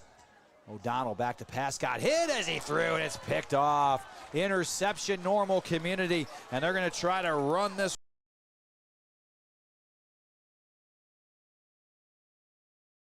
20, 10, 5, touchdown, Ironmen. Surveying the field, no yellow hankies, 6 points on the board as Jalen Smith takes it the distance, 70 yards for our Normal Community touchdown. There, Jalen showed off his running back or receiver background. I mean, he broke a couple tackles and missed a couple guys all the way down the field. He took that back 60 yards. Yeah, it's nice when a guy who plays slot receiver and might have been looked at as a running back for a long time all of a sudden has the ball in the open field. And he takes it in for the touchdown, a pick 6 for the Ironmen. Now Will Castro will try to tack on the extra point, and all of a sudden a game that we saw with about 20 seconds to go in the first half that was 12-0 has really opened up, and now you're on the verge of maybe looking at a running clock as Will Castro's extra point is up, and it is good. And the Ironmen find themselves 1 touchdown away from sending us to running clock here tonight. Normal Community 33, Peoria Richwoods 0. Interesting that time. O'Donnell got hit as he threw, but the Knights had established something on the ground. They decided to go to the air right there, and boy, certainly didn't work out well right there for Peoria Richwoods. Yeah, Jalen Smith making a great play on that. He's a guy who's battled injuries the past couple years, but when he's been on the field has made an instant impact, whether that's defensively or offensively. More so offensively last year, but we see him assuming his starting role in the rover slot for the Ironmen very well early. Parents, alumni, local fans, this is your chance to support community journalism. Visit nchsinkspot.com and make a donation to help keep student journalism strong. A link to donate is located on each and every one of our articles, supported by the community. And here to promote everything going on at Normal Community. Football team playing well tonight, especially in the second half, have really been able to open things up. But there is a lot going on between the 4 walls at Normal Community High School. Excellence in academics, excellence in athletics, excellence in drama and music. A lot happening at the high school. Be a part of it. Donate to the Ink Spot. 4:58 to go here, third quarter. 33-0. The Ironmen have the lead. And back to receive now for the Knights past the 20, and going to be hit and drop there right around the 21-yard line here for Peoria Richwoods. We'll see if we can get a number right there of that young man. It looks like it might have been Beckham that time. that brought that one back, Isaiah Beckham. Well, Peoria Richwoods, a school with a proud tradition in high school football. A couple state championships back in the 1980s. Had a terrific run on the gridiron through the 80s and 90s. State runner-up in the early 2010s. So I remember them coming over for a playoff game early in the 2010s and really taking it to Normal Community. That was the year they were able to finish up as a state runner-up in Class 6A. Here's a handoff up the middle and nowhere for Isaiah Beckham to go. So this certainly is a football program that has a great tradition. Trying to get it going once again, but not happening tonight here so far. Yeah, that time in the playoffs in 2011 was actually the last time Richwoods beat Normal Community. Ever since they've joined the Big 12 in 2014, they're 0-7 and have gotten dominated virtually every time they've played them. Yeah, and certainly Normal Community has taken it to them, but I remember being here on that Saturday afternoon, and it was all Peoria Richwoods. That was a dominating performance by the Knights. Went on to get all the way to the state championship game where they lost to Prairie Ridge out of Crystal Lake in the final. And there's Hawks on the outside, and Ace Hawks able to make a catch right there. And about 6 yards. That's his second catch of the night. That was just a little out pattern. You're kind of surprised you haven't seen a little bit more of that, just trying to get him involved in some way. Yeah, I totally agree with that. I think on one of the plays where Richwoods jumped off sides early in the first half, they were trying to get him involved with a jet sweep. Surprised they didn't do more of that, maybe getting him involved early with screens, the sweep as I talked about. But, yeah, that out route's a great way to get him featured and maybe get the Richwoods offense going here. And Peoria Richwoods won a state football championship back in 1984. Were state runners-up in 87, state champs again in 88. Boy, they had built a real powerhouse there in Peoria in high school football, so terrific tradition.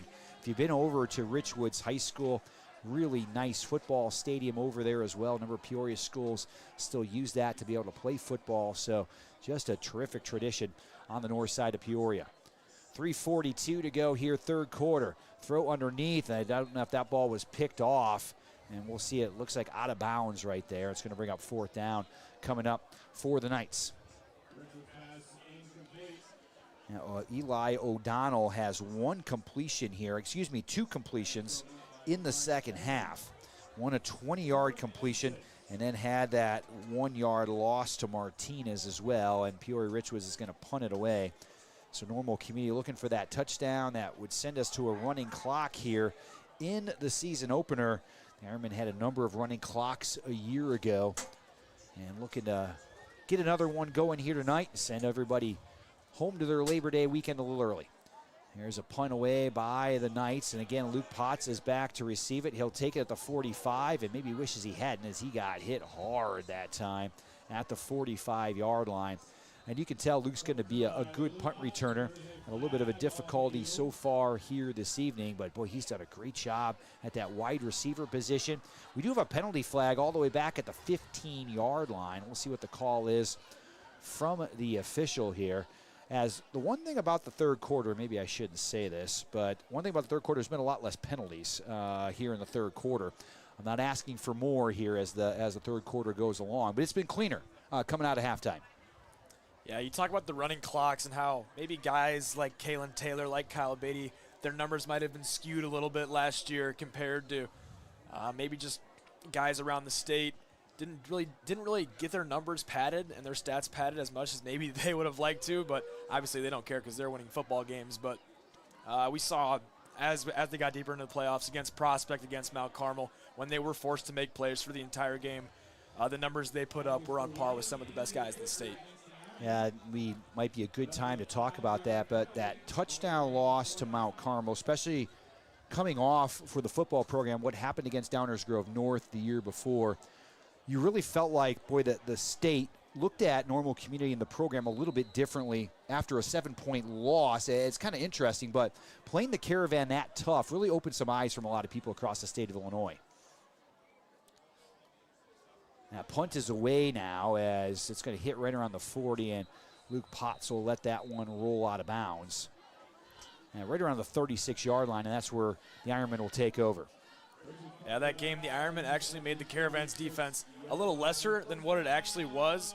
They won every other game by 2 scores or more in that playoff run. So they marched down to the south side of Chicago, put up 42 points like it was nothing. You feel like that game could have come down to maybe one thing here or there, maybe a stop here, turnover there, but it bounced Mount Carmel's way. But yes, I do agree that Normal Community is looked at very well across the state now. Yeah. That proves a lot for the Ironmen. They can go up north and or hang with teams like that and even beat them in years past. Mount Carmel is a school that recruits, and they have some of the best kids in the city. And they have guys going to Power 5 places like Michigan and USC. Yeah, they certainly do, and quite a football program, 3-time defending 7A champs. The Caravan actually jump up into 8A this year, so that'll be a little bit interesting for them. Here's a throw to the outside and turning the corner and getting into Richwoods territory right there as Luke Potts once again is able to get the ball on the outside and pick up a nice gain. He got across midfield right there. We'll give him a gain of 17 on the play for the junior as Lucas Beatty, that's his first completion of the second half. Boy, Lucas is 10 out of 11 for 123 yards, so he's put some good numbers up on the board. Looks like we got a cramp here from one of the Richwoods players in the backfield right around the 40-yard line. And with 3:06 to go in the third quarter. Yeah, Lucas, in this first start, you're not really looking for him to try to do too much. Just make your read, make the play that you don't try to do too much, make the play that you need to make. And I think that's exactly what he's done. Maybe just 1 or 2 incompletions here, using his legs to make things easier for himself. So can't really ask for a better first start from the new starter. He's built a connection with Luke Potts, who missed some time in the summer. He just got back a couple weeks ago as he underwent hip surgery in the spring. It's great to see him running around, and he hasn't lost a step at all. First down and 10 now here for the Ironmen. The ball in Richwoods territory. They go to Mavick on the outside. He's got the 40, 38, maybe down to the 37. Looks like some loose coverage here for Peoria Richwoods, not trying to get beat downfield, and the Ironmen are taking advantage of that. That looks like about a gain of 8 as he was pushed out of bounds right there. And for Michael Mavick, that is his second catch, but the nice thing for him tonight, one of those went for a touchdown. 2:55, third quarter. Ironman trying to punch it in to get to the running clock. Beatty now off the give inside the 30. Lucas still on his feet, down to the 10-yard line. And that'll be an interesting dimension right there to see what that looks like as the season begins to go along. We saw that from Kyle, but I think Lucas actually brings a little bit of a different dimension to that little zone read. Yeah, you talk about the Ironmen typically having 2 running backs who can really do damage. If you have Cole Kretzinger and Lucas Beatty in there making some real tracks in the ground game, maybe the need for that isn't as high. And Kretzinger got the carry right there as Cole now 11 carries for 75 yards on the day. 2:16 to go here in the third quarter. The Ironmen trying to get that score that pushes us to a running clock here. Second down and 5. The ball is inside the 10-yard line here as the Ironmen trying to crack the scoreboard for the 5th time on the offensive end. They do have that defensive touchdown. That was a pick 6 by Jalen Smith. That was in the third quarter. Back to pass now is Beatty. Finds a man underneath. It's Luke Potts. Touchdown, Normal Community. Beatty to Potts from 7 yards out. And I have a feeling that is going to be a combination that we're going to be calling for the next couple of years. Yeah, those two guys have really found a connection. And let's see if Normal Community can knock in the extra point here to get us to that running clock here in the third quarter. I think the last we heard is that West was up 20-7 on Peoria Notre Dame. Peoria Notre Dame is a program that's perennially in the playoffs, maybe in the mix for winning football games in November and October. They actually lost to Mount Zion last year in the third round. So definitely something to watch and taking West serious as a serious competitor. You know, it's interesting. Peoria Notre Dame knocked out Rochester out of the playoffs last year, and Rochester Rockets are known for winning state championships. And I mean, we talked about Mount Carmel, you talk about Loyola, but nobody has been more dominant in high school football than Rochester has been over the last 15 years. They have had a dominant program, and Peoria Notre Dame went to Rochester, won that game last year. So exactly right, the Irish have a good program, and that would be a nice win for Normal West. We are looking forward to the Chili Bowl, the crosstown rivalry between Normal West and Normal Community. That will be played across town at Normal West a week from tonight. We got a running clock now, 1:48 to go here in the third quarter, so that clock will run except for injuries, touchdowns, and timeouts here the rest of the third quarter all the way through the fourth quarter. And people starting to look like kind of a few people heading to the exits here tonight. But it is a beautiful, beautiful night here to start off Labor Day weekend. We're a week and a half into school at Normal Community High School. Great week and a half to start off the 2025-2026 school year. Will Castro is going to kick it off here for the Ironmen. And again, that clock will start running and keep on running the rest of the third and into the fourth. This one will be returned by the Knights at the 20, and taken down right there is going to be like Isaiah Beckham. That time had the football for Peoria Richwoods. And actually, that was Teresa Alexander on the kick return for the Knights. 1st and 10 for Peoria Richwoods. 1:30 to go here in the third quarter. It looks like we got the second strings going out now. That'll be interesting to see what those guys can do. Probably facing Peoria Richwoods Knights ones. So that'll be a tough test for them. Yeah, we'll see what happens here, as it looks like a totally different defense out there for Normal Community. We'll try to get you some names and numbers. See Pranav Bukia out there, number 23 for the Ironmen, out at that cornerback position here on the near side. But a lot of new guys on the field. And again, we'll try to get you as many names and numbers as we can. Truett Meredith back there playing at the safety position for the Ironmen. O'Donnell hands it off to, looks like Richardson up the middle. He'll pick up a couple of yards, but not a whole lot of running room here. We'll try to pick up some names and numbers of those guys playing down in the trenches for Normal Community as well. As Richardson picks up a gain of 2. It looks like Pranav Bukia is lined up right across from Ace Hawks, the Richwoods standout wide out. Pranav had a pick 6 in the orange and black scrimmage last week, and obviously it's translating to playing time for him. And Ryan Beschhorner actually was the carrier that time for Richwoods. As a lot of new guys out there. Chase Sweden is out there at the outside linebacker position. Here's a handoff on the inside again, and it looks like same guy right there as Beschhorner gets another carry. He plays a lot on the defensive side of the football for Richwoods in that linebacker position. And that time, looks like he might have picked up a first down. Well, that's going to be the end of the third quarter. And we'll get you caught up on the other side here. 3 quarters in the book from Normal Community High School tonight.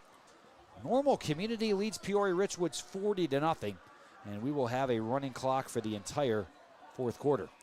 Well, guys, it looked like 21 seconds to go in the first half. We were going to have ourselves a ball game. And Normal Community puts a touchdown on the board, and it was all Ironmen pretty much in that third quarter. Now we're looking at a running clock.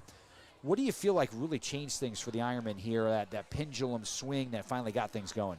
I think to start, they cleaned up the penalties. I mean, they pretty much eliminated them. That was really what was setting them back. And they provided a clean pocket for their quarterback, and that was he was able to get rid of the ball quickly and get his receivers out in space and making plays. Yeah, I think Lucas Beatty's been pretty comfortable all night. It looks like that O-line did settle in, as you said, Brady, giving him enough time to make the plays that he's very capable of making.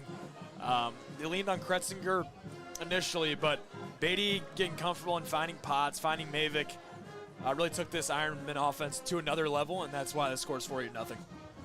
And that clock will run now as Peoria Richwoods comes to the line of scrimmage. Cole Kretzinger in that third quarter, he had 26 yards on 5 carries for the senior running back, 75 on the night now. A handoff up the middle again, and that is going to be Ryan Beschhorner that time. And a nice pickup right there as he was able to pick up a first down in that last play of the quarter before, and picks up another nice gain. He's got 3 carries for 17 yards now for the Knights as Peoria Richwoods tries to get themselves on the scoreboard here now in quarter number 4. It's Parker Maurer with the tackle there. I sit by Parker in chemistry. There you go. I'll give you guys something to talk about on Tuesday.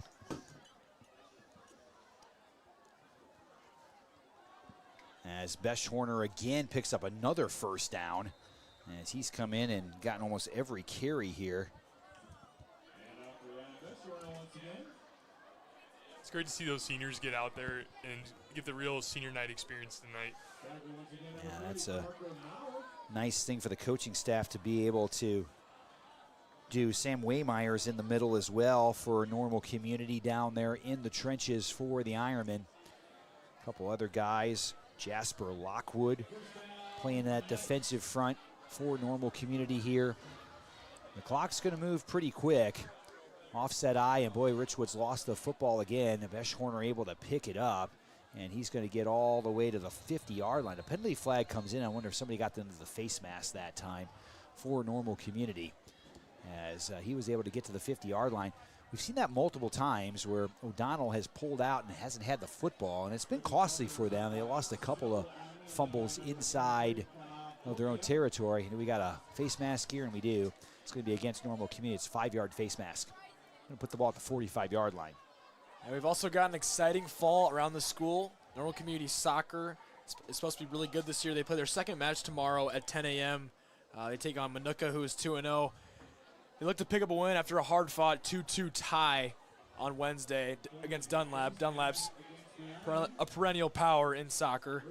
Also, Iron Volleyball is also set to open their season tonight, taking on 1-0 Riverside Brookfield at Plainfield's Crimson Classic Tournament. So we usually see good competition from the suburbs there to get them ready for the season. That crazy play right there as O'Donnell was able to get rid of it just in time, able to pitch that football out, and boy, the Knights were fortunate there. They didn't turn the football over as Kyan Curtis ended up with it. And I think he got back to the line of scrimmage right there.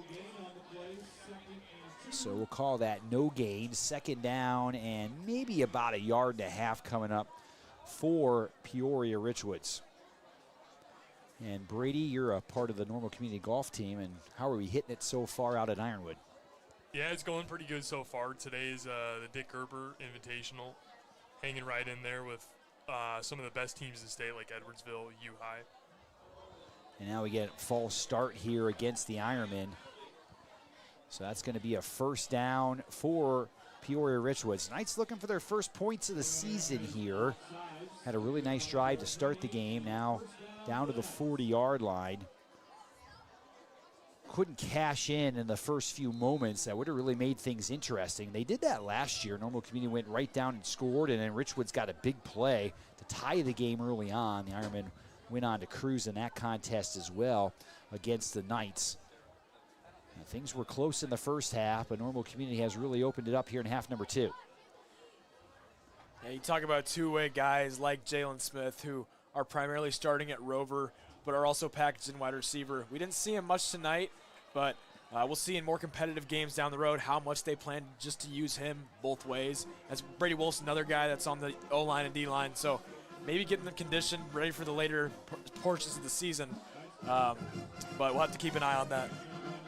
Well, it's interesting, of all the games that are on the schedule, not counting playoff games, usually the biggest game on the schedule will be next week. It'll be Normal West, and that's the big rivalry, and taking on the Wildcats. You know, we got 7.5 minutes to go here in the fourth, but either one of you guys, the thoughts on what that rivalry is and what it means, especially for you guys as seniors? That rivalry is huge. Every year it's a hard, there's a fumble. Now looks like it's going to be a false start here against Richwoods as they've had a hard time. Go ahead, Brady. The rivalry always fills the stands. It's always a hard-fought battle. A lot of physicality going on in that game. Wesley looks good this year. They got returner quarterback Drew Mangum. They got Malik Given-Smith at wideout. He's been a threat for 3 years now. And new running back Cody Mulbauer. He was able to rush for 300 yards in the game last season. So that'll be something the Ironmen will have to contain. Yeah, it kind of started out our freshman year with a bad taste in our mouth when West snapped that drought. Veteran quarterback Chase Weiss was injured to start that game, and the Ironmen really could never recover from that. So West took that one, but the last 2 years, it's returned to where it belongs, and that's the east side of town. And Kyle Beatty actually saw his first action in that game against West after Chase Weiss went down early on, as we're going to get a penalty here against Normal Community. Well, it is always a tough battle against the Wildcats. Doesn't matter whether it's baseball, basketball, football, whatever it is. It's always a great game between Normal Community and Normal West. The Ironmen have taken it to the Wildcats the last couple years and some pretty good spreads, but I got a feeling this is going to be a tough one next week going over on the west side. Yeah, like you said, it doesn't really matter the skill level of each team, what the record is, how good they are. I think of baseball last year, and West stole one from us. Our only regular season loss after Gulf Shores, so it doesn't really matter what happens, but it's always a battle. Yeah, and it's interesting, Andrew, between when you went to Gulf Shores in late March and when you lost to Libertyville in the state semifinals, that is the only game that you guys dropped was against Normal West, and that's part of that rivalry right there. It is a big deal when the two sides of town get together, especially when it's on the football field as well. Absolutely. You only get to play one time a year. Absolutely.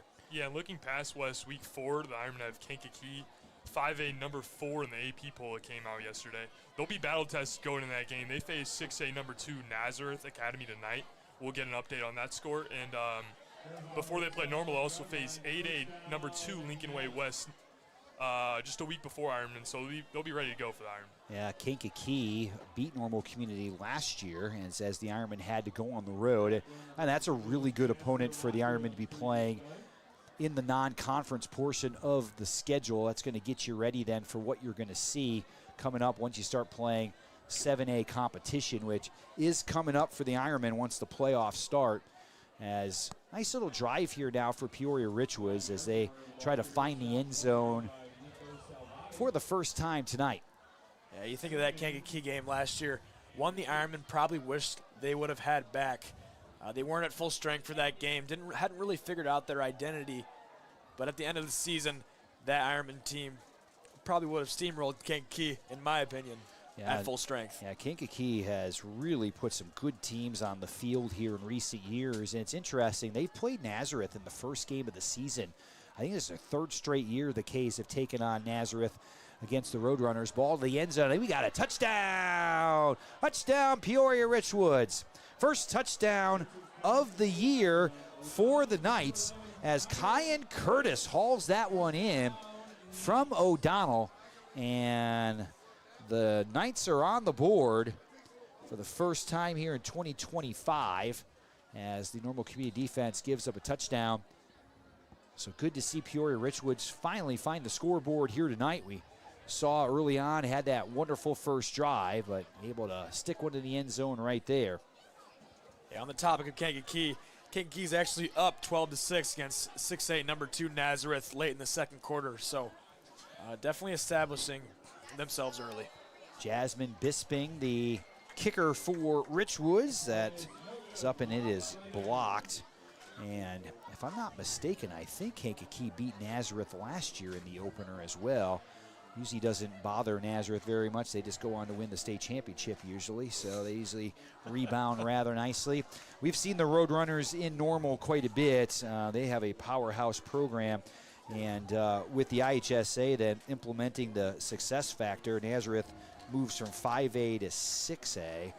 And if you are a football fan in the state of Illinois, you probably know once you get into Class 6A, you usually run into East St. Louis most of the time. Boy, the Flyers, I think they played the number 1 team in the country last night, lost by a point, so that kind of tells you kind of where they're at. Yeah, up late, 21-15 in the fourth quarter. Virgin Catholic from out of New Jersey was able to beat them, but East St. Louis actually features 5-star running back Mason Johnson-Cook, who was at Decatur MacArthur his freshman year of high school, then transferred to Georgia, but is back at East St. Louis, so they're filled with talent all over the field. Yeah, I know MacArthur was hoping they were going to get him back in Decatur, and he ended up in East St. Louis. And you know, he's the type of guy that was offered by Illinois as a freshman. You know, they were on it right away, and he's an outstanding player, but just adding to just a host of really nice players there that the Flyers are able to put out there. But that's kind of across the state. Tonight, 40-6 The score, Normal Community leads here in the fourth quarter. Good to see Richwoods, though, get on the board as the Knights are able to put one in the end zone. And now kicking off once again here for the Knights. 4:04 to go here in the fourth quarter. We are in a running clock situation, so this one's going to wrap up pretty quickly here this evening. As kick return for the Ironmen, we'll try to get a number out there on that young man who brought that one back across the 35-yard line. And that's where it'll be 1st and 10 here for Normal Community. Got to think Lucas Beatty's evening is probably done. So we'll see who comes in behind him as the backup here for the Ironmen. It'll be interesting to see a lot of guys on the offensive side of the ball. We kind of saw that switch with a lot of those guys coming in on the defensive side of the ball, but we'll see what happens now as the offense takes the field here for the Ironmen. Clock is running right now, down to 4 minutes to go in the contest, and Malachi Kinsey entering the lineup here now for Normal Community, as we'll see who is going to take over that quarterback position for the Ironmen. And the Ironmen break the huddle now.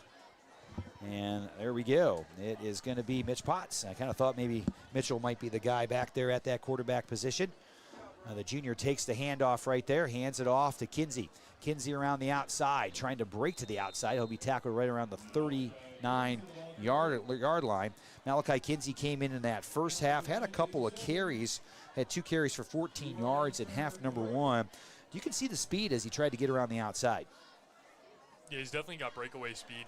That'll be interesting to see if he can come in for Cole and kind of change up the tempo. He's going to have fresh legs all season, so I think they'll look to him in some packages and personnel. Yeah, Mitch Potts, a junior out there for the Ironmen, as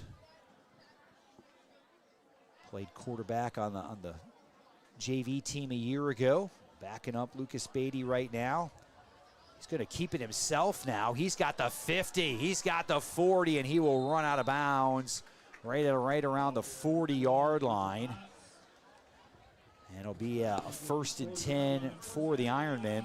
And we'll see Mitchell on the football field. Andrew will also see him on the basketball court as well. So be part of your varsity basketball team this year for the Ironmen. Good athlete. Yeah, I'm excited to have Mitchell on the basketball team. He can really handle it. Just a great kid all around, obviously an athlete. So I'm really excited to have him. And also we saw Chase Caston earlier on the football field. We'll see him on the basketball court come November, as Normal Community looks to build off a run to the sectional final this last year. As Potts did a great job of just getting that football, hands it off to Kinsey. Malachi stops, keeps going, and he will gain about 3 yards on the play. Bring up a 2nd down and about 7 yards here for the Ironmen. Boy, Malachi did a nice job pretty much making something out of nothing right there. Yeah, I think if you're Richwoods tonight, obviously the score doesn't reflect it. But you can't be mad at your execution tonight. I thought they have some things to write home about. Aiden O'Donnell got a lot more comfortable in the pocket as the game went on. I thought he's made some really good throws tonight. Their defense has come up big to stop Normal Community early in the first half and late in the first half as well. But yeah, not happy with the result, but definitely did some good things tonight. Yeah, Ace Hawks only had 2 catches for 12 yards, so the Ironmen really did a nice job on him, and we'll see if he's got some better weeks coming up. Kinsey now around the outside. Malachi's got the 30. He's got the 20, inside the 20. And I think that will be the last play of the game right there, as Kinsey is knocked out of bounds. I think Malachi was trying to find the end zone there before the clock ran out. But I think that is going to be the last play of the evening, as we are down under 20 seconds. Well, the 2025 football season kickoff for the Ironmen, a success here this evening. They turned a 19-0 halftime score into a 40-6 victory here tonight. And the Ironmen extend that Big 12 conference winning streak. 40-6 the final. The Ironmen win it. Well, gentlemen, let's get a little wrap-up here. Your thoughts on the game. Brady, let's start with you. Your thoughts on week number 1 of victory for Normal Community. It's a great victory for the Ironmen. It really kicks off their season before they go into full swing, starting with West next week. It was great to see Lucas Beatty get his first start following the legacy of his brother. And he really looked comfortable tonight. He broke off for some good runs, and he threw the ball well. I think he only had 1 or 2 incompletions. He was very efficient tonight. And obviously the ground game was very dominant. Andrew, maybe you can talk a little about the defense. Yeah, I think when you just ask the coaches, fans, everybody around the program, they just really don't know what this season's going to bring. Not that Ironman don't have great athletes, but there's just a lot of unknowns surrounding this team. But I think the Ironman fans can kind of exhale as, maybe they've shored up some holes on the defensive side.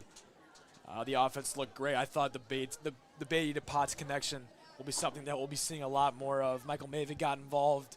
Jalen Smith got involved. A lot of the Ironman playmakers getting involved, and usually that's going to lead to some wins. This fall, the Ink Spot is your home for Ironman football. We'll be live for all of Community's home games. September 19th against Kankakee, September 26th versus Manual, October 3rd against Bloomington, and October 17th against Centennial. And we're not stopping at football. This winter will be courtside for every Friday night basketball doubleheader. Follow action all season at nchsinkspot.com. And again, if you'd like to make a donation, you like what you saw, you like what you heard here with the students and also myself, please visit nchsinkspot.com. Make a donation to journalism at Normal Community. Last thing, Brady and Andrew, your thoughts on next week. Really, realistically, it is the game of the year on both sides of town. You win that one, you get the bragging rights. Your thoughts about the Ironmen and the Wildcats over at Normal West a week from tonight? I think following this performance, the Ironmen are definitely the favorites. They proved that to everyone that they can maintain the standard that they set last year. And it might be a close one, but I got the Ironmen pulling away. Yeah, I'd say echoing what you said earlier in the game, the defense is probably a little ahead of the offense at this point, so I think a big X factor is going to be Lucas Beatty. I think he's got to stay within himself, just do exactly what he did tonight, not try to do too much, take care of the football, get the ball to his playmakers, and I think the Ironmen will have no trouble next week, and I think they win big. Final score tonight, Normal Community 40, Peoria Richwoods 6. Like to thank our crew tonight, color commentators Brady Phelps and Andrew Nauer, sideline camera, Ioria Blackman, our updates, Elijah Conda. Our producer was Audra Wolf, and of course the man behind the scenes, behind the curtain, putting it all together, Mr. Brad Bovenkirk. Once again, our final score here tonight from Normal Community High School. The Ironmen win it by a final score of 40-6. I'm Joel Swanson saying so long from Normal Community. Have a great Labor Day weekend.